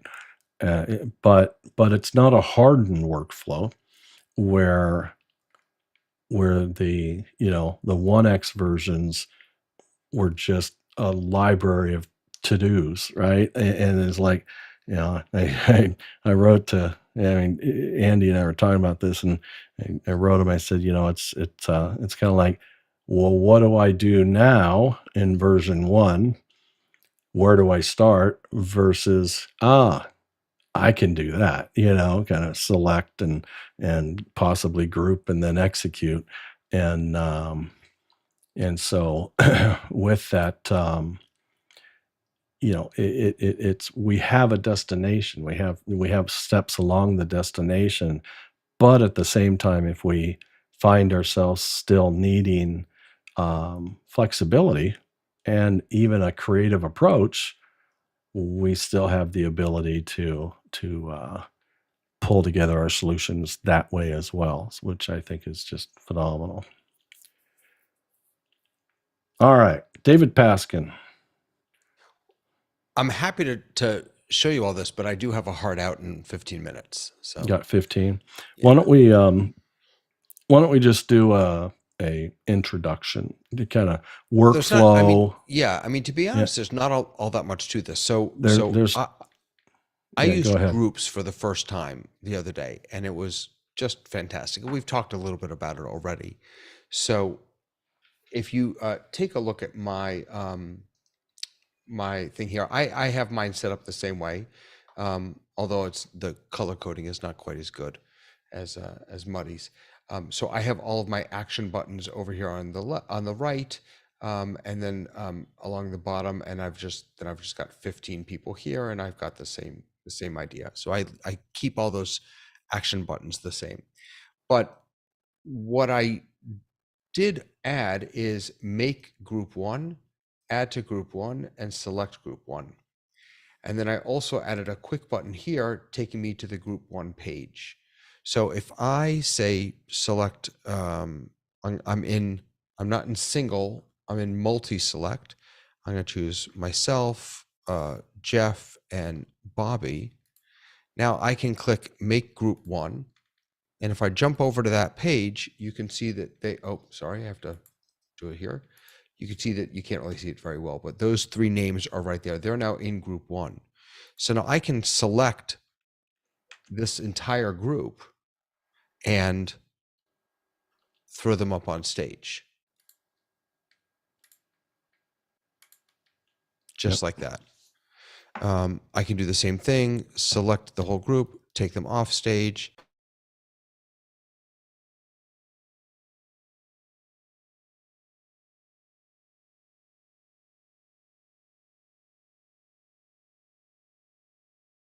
Panel that I was doing. And so when they came in, so I had a couple of speakers and then a panel was going to speak. So what I did is I immediately made all of them co-hosts. And then I grabbed the 4 panelists and I put them in a group. And then when it was time for the panel, I could just go to my group page and with literally 2 clicks, select group, and then on stage, I could throw all 4 people up in a 2x2 grid. And it was just fantastic. It just worked brilliantly. You have them labeled as group 1, group 2, and so forth, where you can make it super friendly. Panel 1, panel 2, panel 3, or scene 1, scene 2, scene 3, and you just, whether it's pre-show or once the show gets started, you're building these group definitions and so forth. I do want to point out on the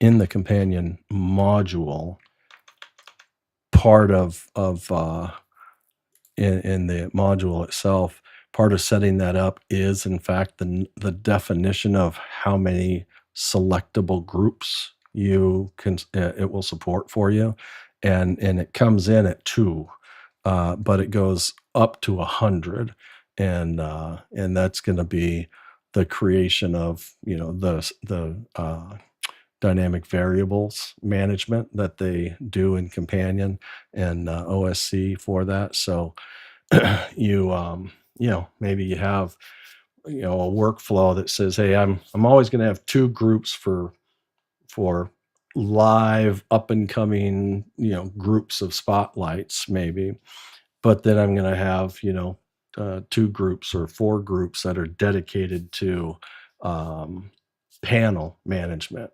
predefined, so that you're not overriding a group that you really needed to use 10 minutes towards the end of the meeting, but now it's been overwritten throughout the meeting.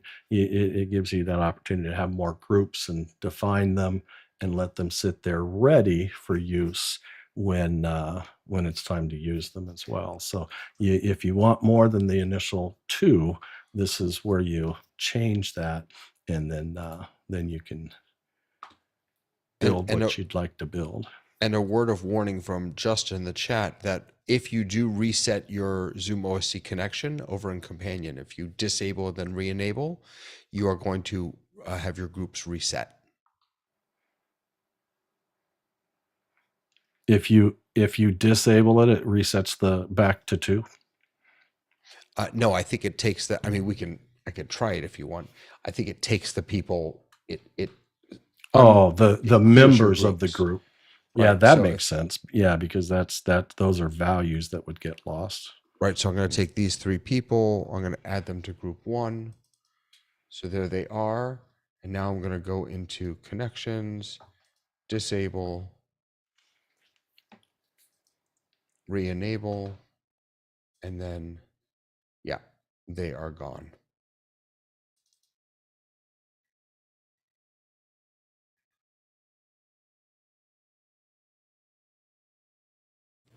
That's actually why my best practice is to go and hard set one of those select buttons with my host, any like co-host and MCs, so that if I do have to reset the connection, at least I don't have to search them, because many of the events I'm running, I think, are several hundred people, and trying to find the host and the MC when you're searching through several hundred people, that's really tough to find them in that list of people. So that hard set always stays. I still use all the select and then action. It's just one of the actions on the button says select this user, and I just type in whatever their Zoom name is inside a companion. I also found that just having them as co-host pumps them to the top of my participant list and in the gallery view, which makes it a little easier. And maybe when my participant tracking and gallery tracking works, shockingly, this whole meeting, as you've been spotlighting, my gallery tracking has worked. It's actually the first time I've ever seen my gallery tracking work as other ZoomOSC clients are doing spotlighting and what. So it's great to at least see it work. Now I got to figure out why, when I am the host and running all the meeting and with my account, why the heck the gallery tracking does not work the minute I spotlight. And that's why the test kitchen is here. We have a question, Jeff, in the chat, if that's okay.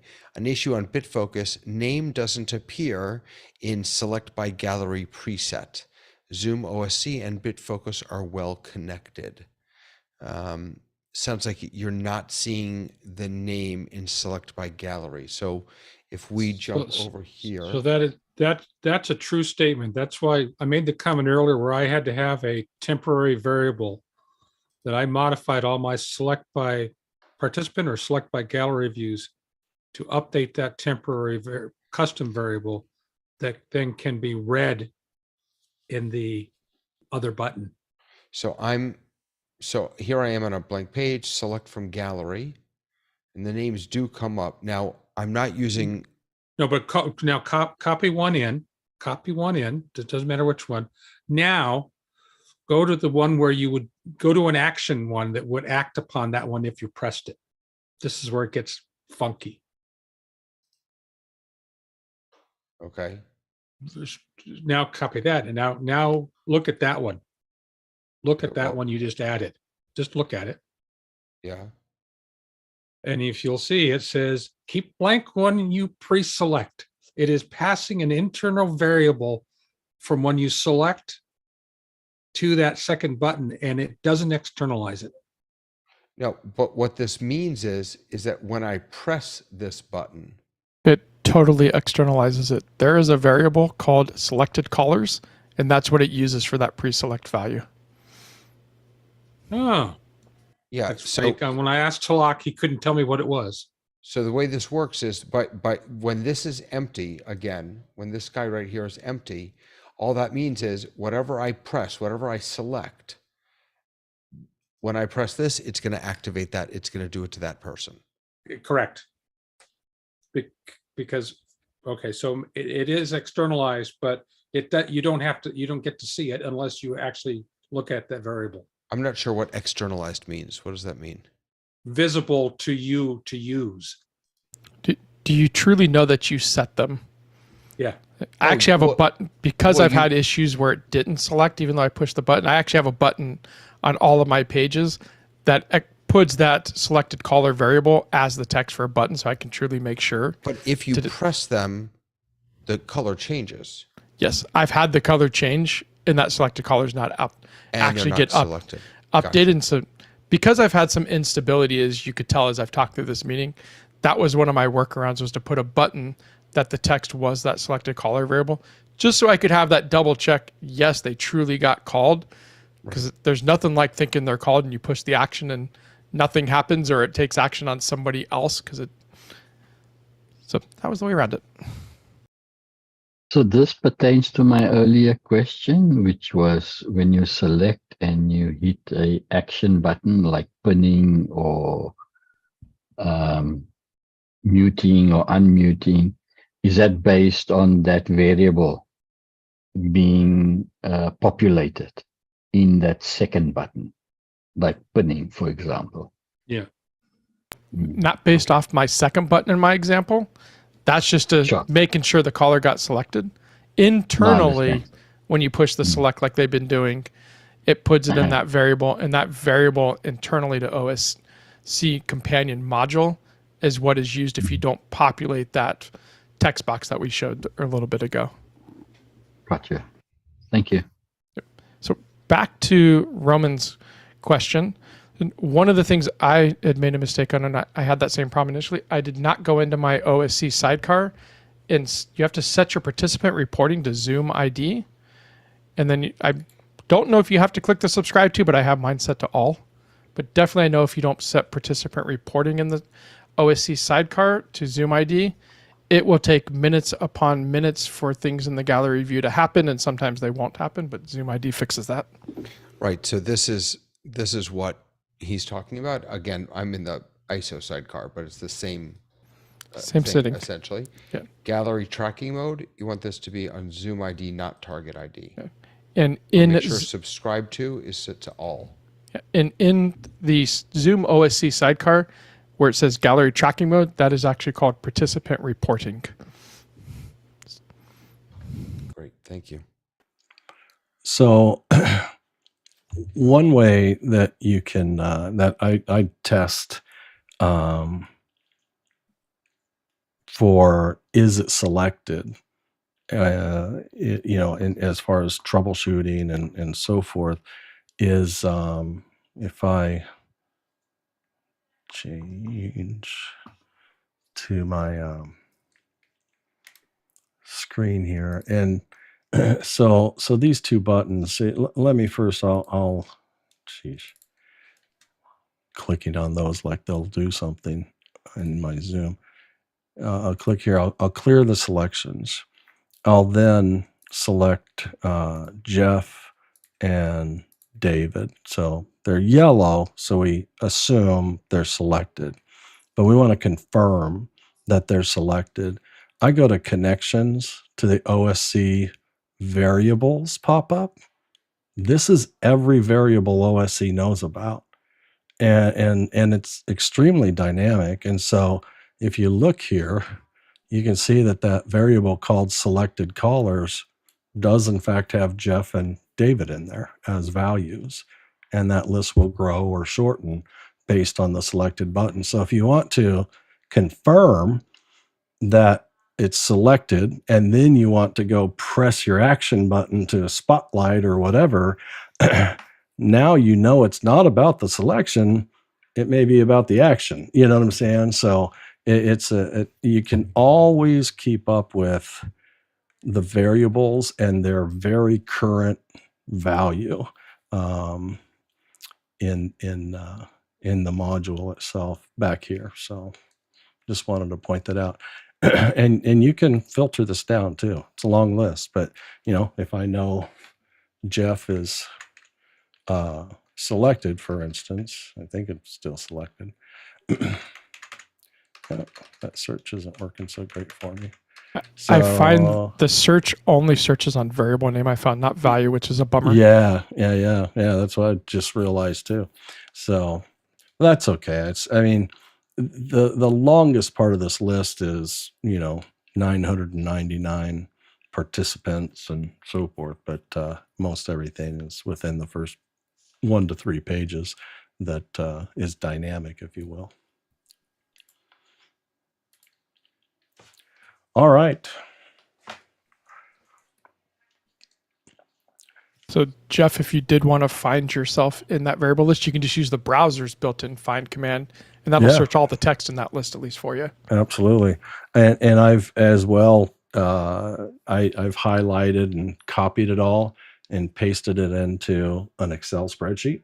And it does an okay job on using tab delimited on that and being able to kind of sort and look and so forth there too. But yeah, Control F in a browser, absolutely useful. All right. Hazmak, have a good night. I know it's very late there, and Robert as well. Robert always comes in smiling, and about 3 hours later, when it's like midnight or later, a little tired. Understandable. Very good. Well, that's a continuing build on this, and having a little more working knowledge. I mean, it's hard for me to tell, who's doing what. I mean, has anybody built anything out here during the Zoom Test Kitchen that you would like to, if you don't have co-host yet, or if you do have co-host, but you haven't wanted to interrupt, the meeting with switching things? I mean, if you Jeff, have anything real you quick, want to I'm gonna test, certainly pass- let me know. Go Real ahead. quick, I'm going to pass host back to you. Oh, yeah. And thank you very much for your help today, David. Oh, thank you.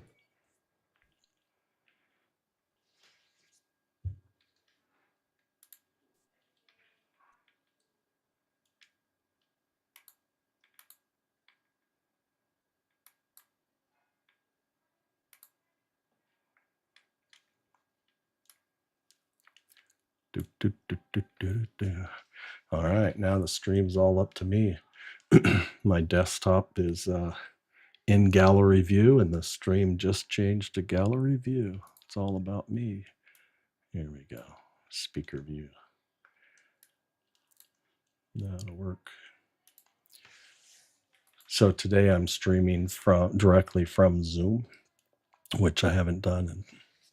I've done, but I haven't done it in a long time. In the Zoom Test Kitchen, I usually do it from this laptop and join the meeting and get all the extraneous windows on the other monitor and get a nice kind of full screen clean. But I haven't been able to keep up with it with all the pop-up bubbles and crap like that ends up just being garbage on the screen in the stream. It's not fair to those who try to, watch and listen and learn via YouTube. So we hoping it's cleaner, a little bit more dependable. Now that the stream from Zoom is a closer emulation of the actual meeting versus what it used to be, which was a far cry from that. But we're gonna try to keep making things better. All right. Anybody want to test any of your work before we go? I'm trying to look at the buttons I brought out. I did a lot of the buttons that I had kind of out of the big list of libraries of choices. I tried to minimize, like is this the page? No, this isn't the page. This one in particular. So with this, usernames on and off. So if I go to this on my stream deck, it'll be a little bit quicker and easier. But if I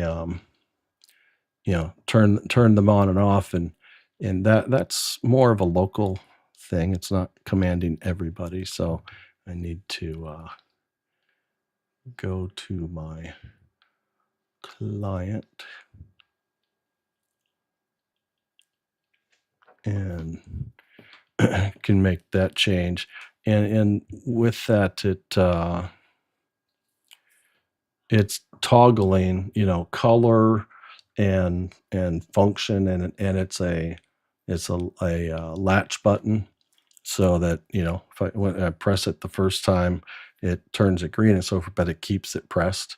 It says show usernames on video. If I press it again, it unlatches it and it says hide non-video participants. Now those are two separate presets. If you do everything via presets, but if you learn the actionable content that's within presets, you go, I could do that on a latch and an unlatch and save a button, right? And so you can save real estate on it as well, as long as you get. Now, the one part is feedback's not available for everything, and so I used an internal function. Says when button is pushed or latched on this page, this bank. Then I sent a generic OSC command, or no, this isn't generic OSC. This is just a multi-line username on versus username off, which is where it starts. So I would change the text and I would change the color based on whether the button is pushed or whatnot. It's not, and the difference is when feedback is built in, it's being, in our case, it's literally being provided by the state of which the microphone is in Zoom, and Zoom is letting the feedback know that it's either muted or not muted. If I don't really know that and it's not built in, I can at least simulate it and hope that you know, I get the reaction that I am looking for. So then the video as well. So my client is my video is off right now, and I don't know if it actually is going to work or not. No, it's not. But you know, these are some of the ones that I pulled out, and you know, the recording, the local record, being able to toggle the local record, the cloud record, allowing muting to be on or off. Can check this. So it says allow them to unmute themselves. Yeah, right now it says allow unmute is turned off right now, so it's not allowed, and the security shield confirms that for me. If I turn it back on, and now you can unmute. So, you know, just some common things. Waiting room. I'm assuming the waiting room is on. It says it's on right now. Let me test this. Muddy, I'm going to send you to the waiting room. If it's open, you'll go there. If it's not, you won't. Put in the waiting room. Yep, it's open. I'm going, before I bring him back, I'm going to turn off the waiting room. I'm going to confirm. Yep. And he came in, because I showed you earlier in the meeting, when I said turn off the waiting room, I also added the action admit all, and so it turned it off and brought him back in. I was going to leave the meeting quickly and let you be confused. What happened? That would have thrown me hard. It's like it ejected him. But OSC only has what the SDK exposes, right? And so, you know, not everything is out there, should say, yet, right? But you know, their SDK continues to expand and open up and give us more access to more of the functionality. I mean, I can't wait for the day where I can, you know, have one button and it just sets my meeting up internally, waiting room's on and and mute on entry is on, it just goes through all the check marks and all in one button, but they don't have access to every single one of those pieces and parts yet. So it's still, I'm going to be forced to have a little mouse hand, doing some work as well. Romain, how are you? Question. Hello. As you can hear, I'm French and my English is not very good, but I'm doing my best. Very good. I'm looking for a way to pin someone directly from Stream Deck on the second screen. And I am on the OSC light version. And I just ask if my, this is the screen. If you think this is the good way to get it, I create this page with everyone selected by gallery. And what I want is just to press the button and pin someone on second screen. But it seems not working. Do like So this. you're saying position 2, pen screen 2, user actions, basic. So what I would suggest is to follow their best practice, which is select and then have another button that does the action. And so if you look in the presets, there's actually a preset for pin. Okay. I want to say it's under user presets, but it might be under global, but I think it's user presets. I should use a preset. That's what you mean? Yeah. So if you look in user presets, there should be one that says like add presets. pin or pin screen 2, the fourth button. Okay. And so that'll take action on whichever person you click to select in your top row. Okay, but is there a way to, select someone directly from Stream Deck here? Yes. So in your Stream Deck, those buttons would show up. And so you click on whichever person in row number 1, and then your second button click. And the way to test those actions, if you're not directly testing in Stream Deck, is to click that test press. Test press and then pin here. And then pin. And it may or may not work because somebody is spotlighted right now, which is you. Okay. This. No. Yes, but maybe I don't believe it'll work well in spotlight. Yeah, so let me I'll kill the spotlight. Yeah, I killed the spotlight. Okay, so good. Now see if you can actually pin. No, it seems not working.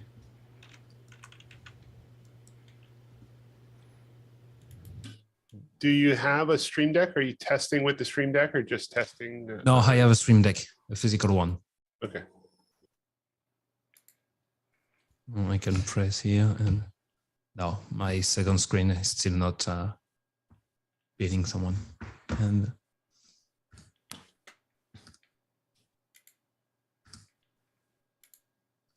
can you go to the first row button again, please? Okay. Pick one of the first row buttons. Yeah. Okay.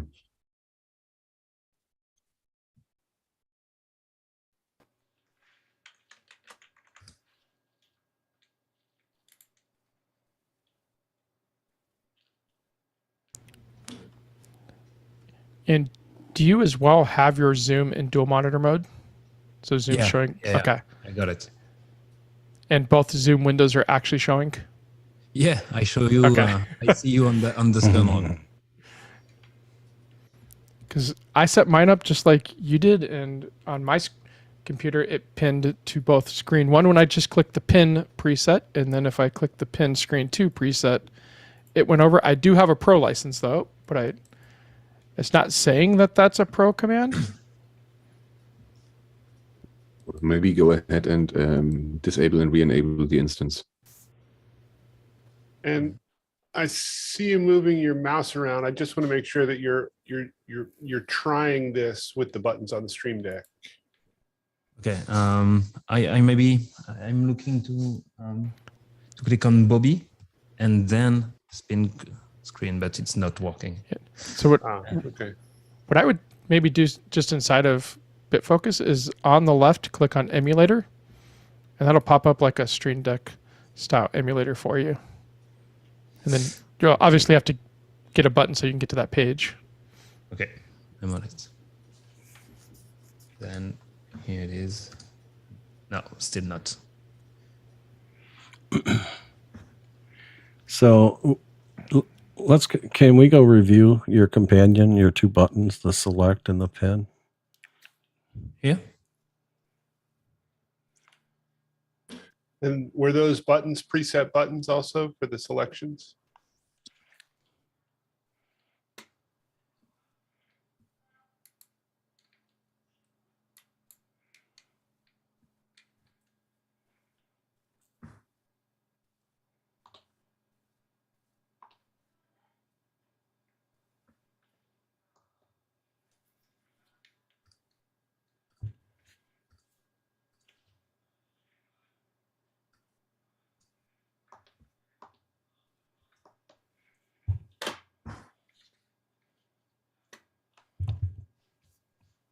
Even with regular pin, it's not working.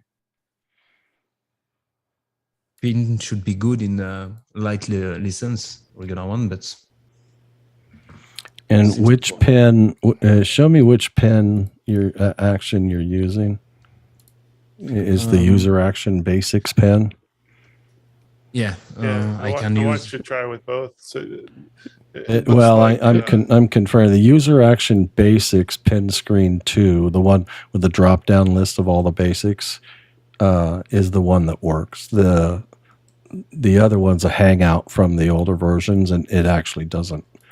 It doesn't work because it doesn't bind itself to the selection where the user action basics does. As a test, could we make him co-host?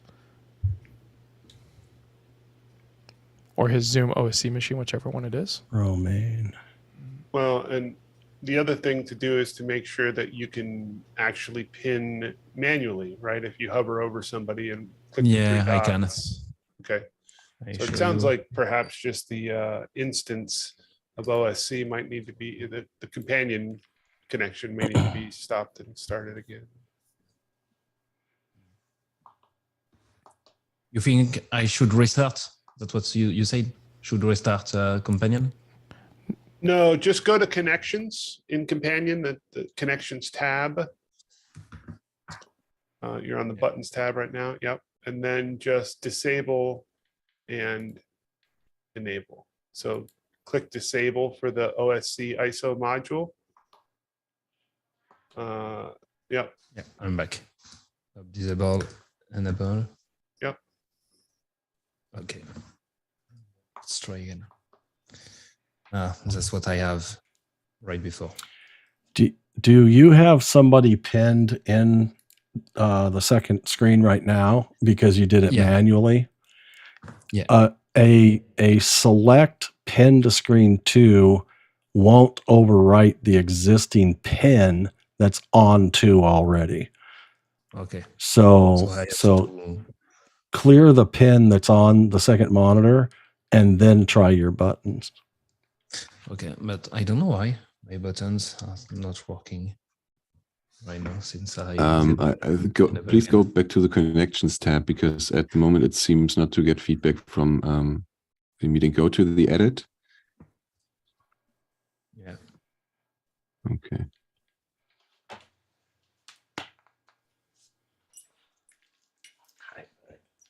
And is your ISO module in gallery mode or is it in speaker mode, the first screen? Because it has to be in gallery to be able to get gallery actions working. Yeah, it's in gallery.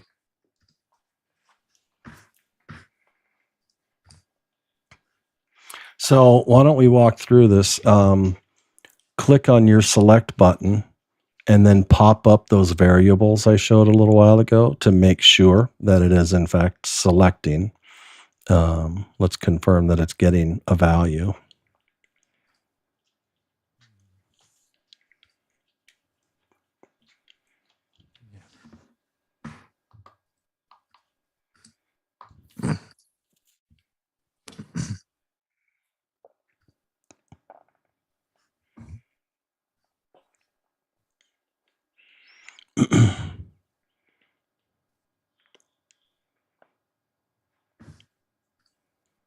It says nothing is selected. It's select callers groups.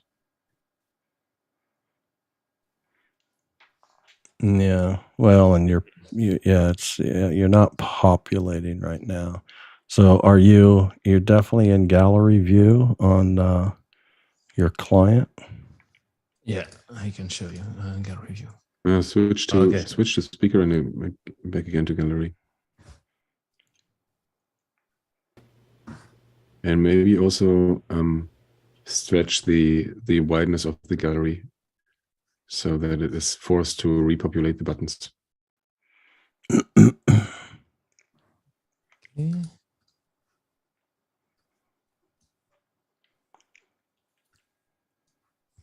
Also look under the connections on the module to, let's see, and then also the log of the ISO log or OSC log to see if there's anything useful getting logged. I show you.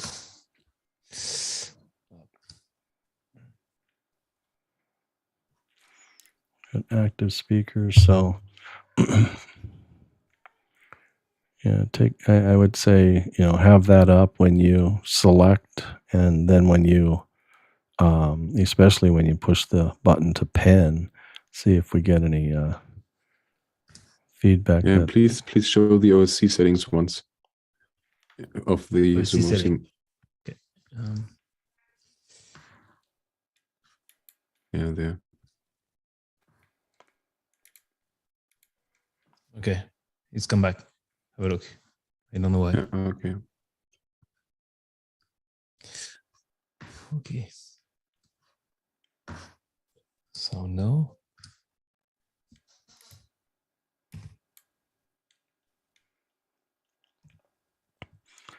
So it looks like you have two actions in the press. It's not only selection, it's also pinning to screen 2 in one button on some of your buttons in the first row. Yeah. And I think this makes the issue.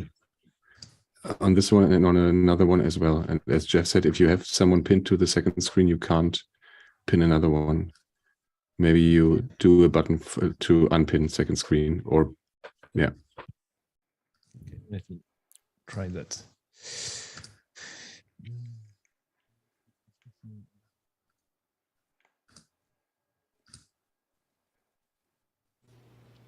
I think it's yeah. Unpin screen 2. Or just add it as an action before you pin to screen 2, Yeah, exactly. But for now, I think this is more easy. No, it doesn't work. Here is my screen 2. Oh. And even if I select, for example, mic and then pin, screen 2, it's not working. So go to the gallery view and pin somebody with your mouse. Yeah.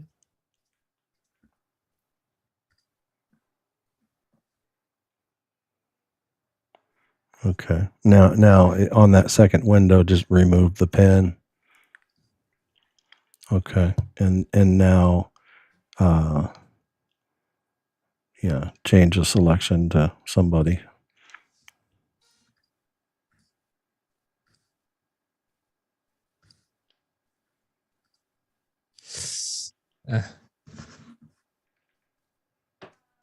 No, still not.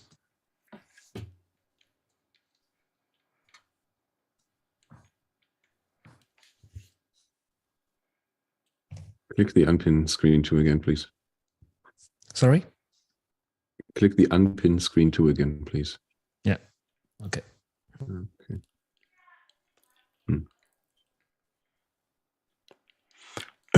So I would.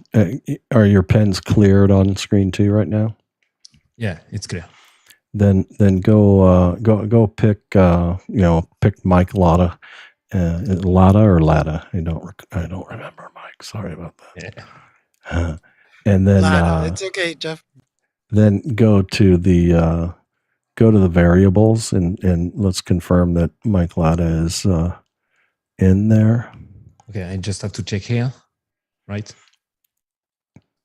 check there. I don't think so. Go just No, I you go to have to- connections Yeah, on the connections. top left, and then by The dollar the sign. OK button of the OSC module, the dollar sign. Click that. Okay, here it is. Yeah, it says selected callers and groups towards the bottom, right above the 126. It says selected callers, Mike Lauda. So he is there and he is selected. It's the value, and so the value is in fact there. Then yeah, go ahead and click on that pin screen 2, and it says pin screen 2 user basics. And I would do it through the emulator again. Just try that.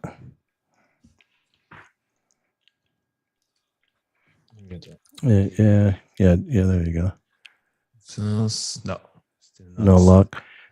And then go back to the button, and I don't know that I've ever had to do this. There's just a single action, but put a 100 millisecond delay on the pin screen 2.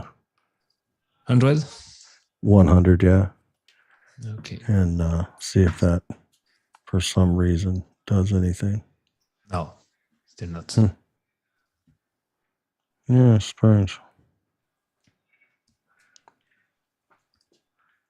Hi, man.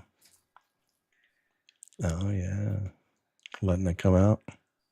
Cool.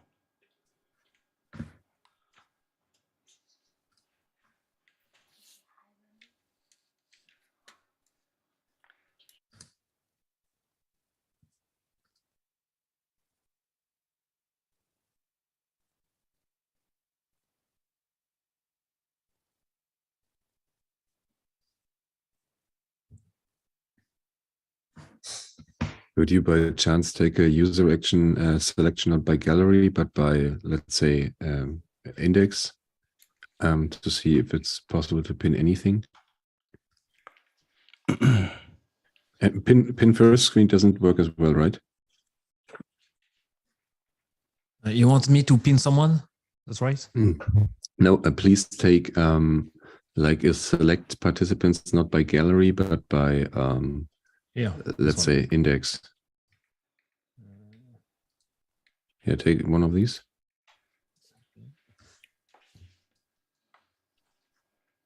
Maybe I'm a bad example because I don't have video on. Okay, let's take this one. Okay.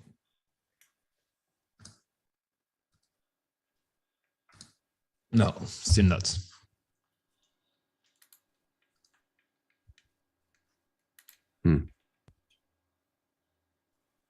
Can you click only the pin action, not the pin in second screen? So take Jeff and pin. Does it pin you to your first screen? Okay, first screen.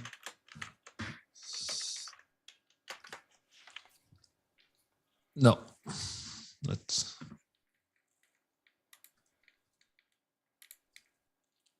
There has to be some communication error. Have you? I would stop. I would quit companion and restart it and see if it's just something that deep that we really have no visibility to. Oh, and take a look into the log of ZoomOSC. What is it saying? Of OSC. Of OSC, yes.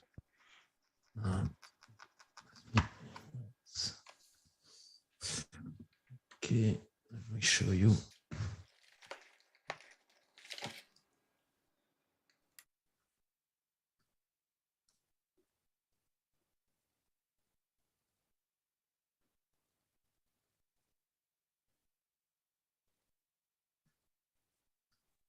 And the pin action doesn't go through. It doesn't show any pinning.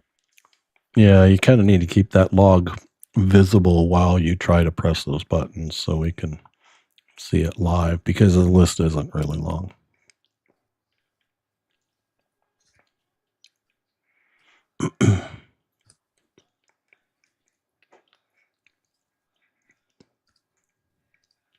It looks like nothing happened. Can you get that means the command doesn't kick go up the through. log level a little bit?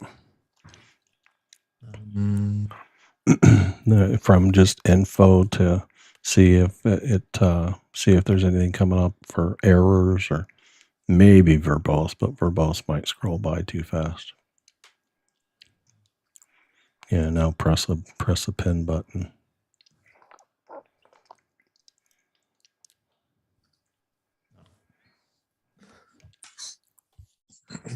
Yeah, see, it's interesting to me that it's not.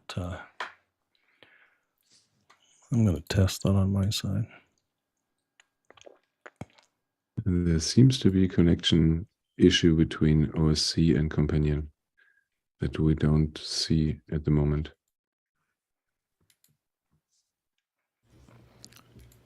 So Jeff, I just did the test you're probably going to do where I actually did the pin and the unpin and all the messages showed up in that chat log or in that ZoomOSC log.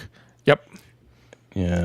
Granted, I'm on Windows, not Mac, but they did show. Well, I'm on a Mac, which is so I'll test it as well to see if I get the same results. Clear selection. Because you're running on the same machine, your Companion and your OSC, you could change your connection to just use 127.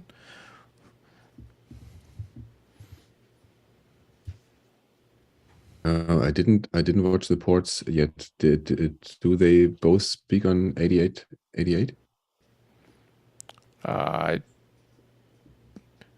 No, they shouldn't. You should put them on different ports.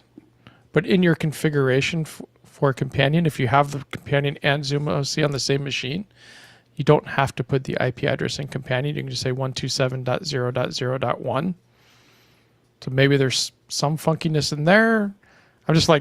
I'm throwing things out at this point because there definitely is a communication issue as we're kind of seeing. But if it was communication issues, it should be in error states, no? I would assume. Yeah. Could you show the OSC settings again, please, of ZoomOSC, not the log?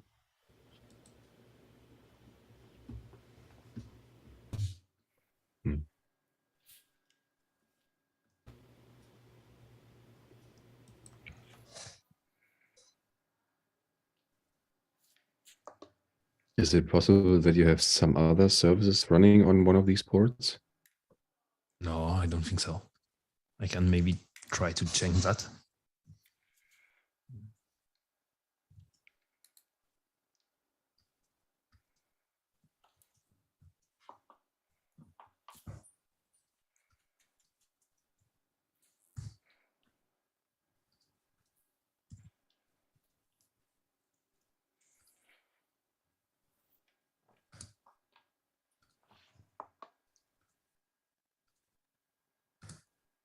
No, nothing. That's really strange. In ZoomOSC, are you able to change your transmission IP? Or is that hard set? Because it's all on the same machine, you don't have to go to the external address. You could just go to 127. Yeah, 127 to .1. 127. Like this. It's a .0.0.1. Okay. And the same in the Companion, please.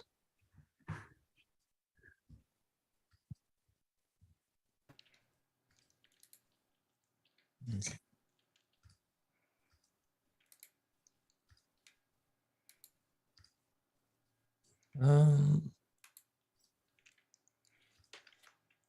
Yeah, yep.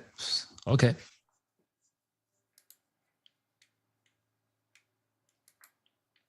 Okay, so there is some network connection issue. So was that a yes that it's all working now? It looks like it's working. Oh. Well, what was the IP address that was in there? Was that the address of the machine that the ISO or OSC is on? So sorry. You changed the transmission IP to 127.0.0.1, the loopback address. Yeah. what was it pointing to before? My question is, was it pointing to the IP address of the OSC machine, which is the same machine? Yes, it's on the same machine. It was just, my regular Wi-Fi. Yeah, I took this one. This is how it works. Maybe there's some firewall or something on your Mac that maybe it was preventing some transmissions. Yeah. Yeah, the 127.0.0.1 never leaves the machine. It never hits the wire, right? It's an internal loopback, which, as long as the app is on the same machine, you're good to go. But yeah, it's possible. Certainly, there's many of firewalls kind of default when they get turned on, they don't let traffic come back in that originated from inside, from the same address. And it's possible. Sorry about that, noisy dog. And Romel, maybe you should add a second command to your pin second screen, or actually a first command that says unpin second screen, and then a delay of 50 milliseconds, and then pin screen 2. Yeah. Yeah. Then you just select and pin to 2, select pin to 2, select pin to 2, because it'll always clear it first and then wait just a second and do it for the next. Bye, Mike. Take care, bud. It's okay. Thank you very much. Nice. Yeah. So now that this is working for you, if you go back to your ZoomOSC client and look at the log, you should be seeing these pin and unpin commands now showing up. Yeah, pin here. Yep. Yeah, they definitely do show up. Yeah, so now kind of just in the future when you, as a troubleshooting, if you're not seeing stuff in there, you have some communication issue someplace for you. Okay, good. Cool. Thank you very much. Yeah, you're quite welcome. Thanks for coming in, Romain. I mean, I'm not kicking you out, but glad we finally get to a resolution. It's okay. We here in Fres, we are around midnight, so I'm going to sleep. Ah, very good. Very good. Well, take care. We'll see you again. See you. Ronnie. Romain, before you leave, just check which IP address the companion is tied to in the setup when you start it first time. How can I get that? You have it on the on a Mac. You should have an icon on the top header. I don't know how to describe it, but it's a little circular icon that says show, hide, launched GUI, scan USB. Yeah, it's left of your Dropbox icon. Somewhere like this? In the menu, you mean? No, in this menu, there is the Dropbox and left of it. So it's the most left icon of the right side. In the top right part. And your blue part of your top there. The left icon right there. You were there. That's the one. Click on that. Show hide. Do a show hide. Yeah, and you actually have to click it twice because this is a strange bug. Okay, hold on. It's here. There you go. So 192.168 1.74. You could try just for fun, use your IP address. But what I see here is the IP address you had in the configuration previously is not similar to the 192 address you have here. So what I've seen is that if you are running the BitFocus companion for one of several addresses, this could be the result, that you have no communication between it. So I would try just for fun to use this 192 address instead of the other address, and maybe if you can click on the change network interface dropdown. Yeah. Just to no, on the dropdown. Yep. Okay. So here you see all the addresses tied to your different network interfaces, and I cannot see the other address you used. It was this one I used before. Okay, so it could be the prioritization. So you have the you probably have it wired as well, or is that not connected? The wired's address at 169 is a not connected wire. It defaults to 169 if it's not connected. Yeah. What I've seen is that works even if it's not connected, since you are on the same machine. It's almost the same as localhost 127. Yeah. And what you actually should try is to use all interfaces. That could be the solution. Okay. So just to mention, this is sometimes where you fix things. Okay, thank you very much. I'll try that.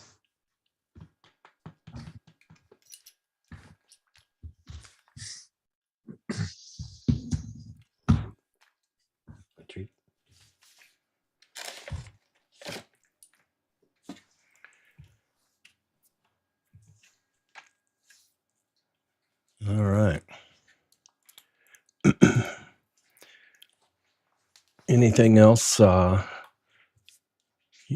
Anybody want to workshop while we're still here?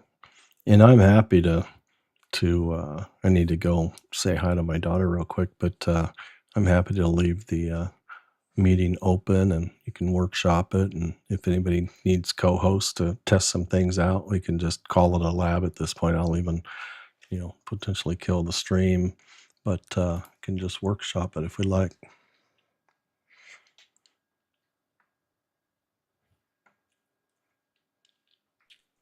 No, I'm good. I'm good for the day. Everybody good? Okay. Well, it sounds good to me. We'll continue. We're just going to continue on this build and experience process, and I think with every single session, we'll continue to have opportunities to troubleshoot, which is essential. I mean, it's one of those things. It's just the variables are always different, depending on who's running it and where they are and what equipment they've got and all that jazz. And, sometimes it can be finicky pieces of the product itself. Sometimes it's just the surroundings that it's been, injected into and as well. So I think those are super healthy. I want to spend a little more time on groups next week, as well as ZoomISO as well. So we'll get it all built out. And if anybody has any other, lab thoughts around OSC ISO, kind of workshop labs that are defined, use cases or whatnot, feel free. If you aren't on our Discord channel, check us out. Look up Zoom Test Kitchen on Discord and join us there. It's in the invitations if you're on the mailing list.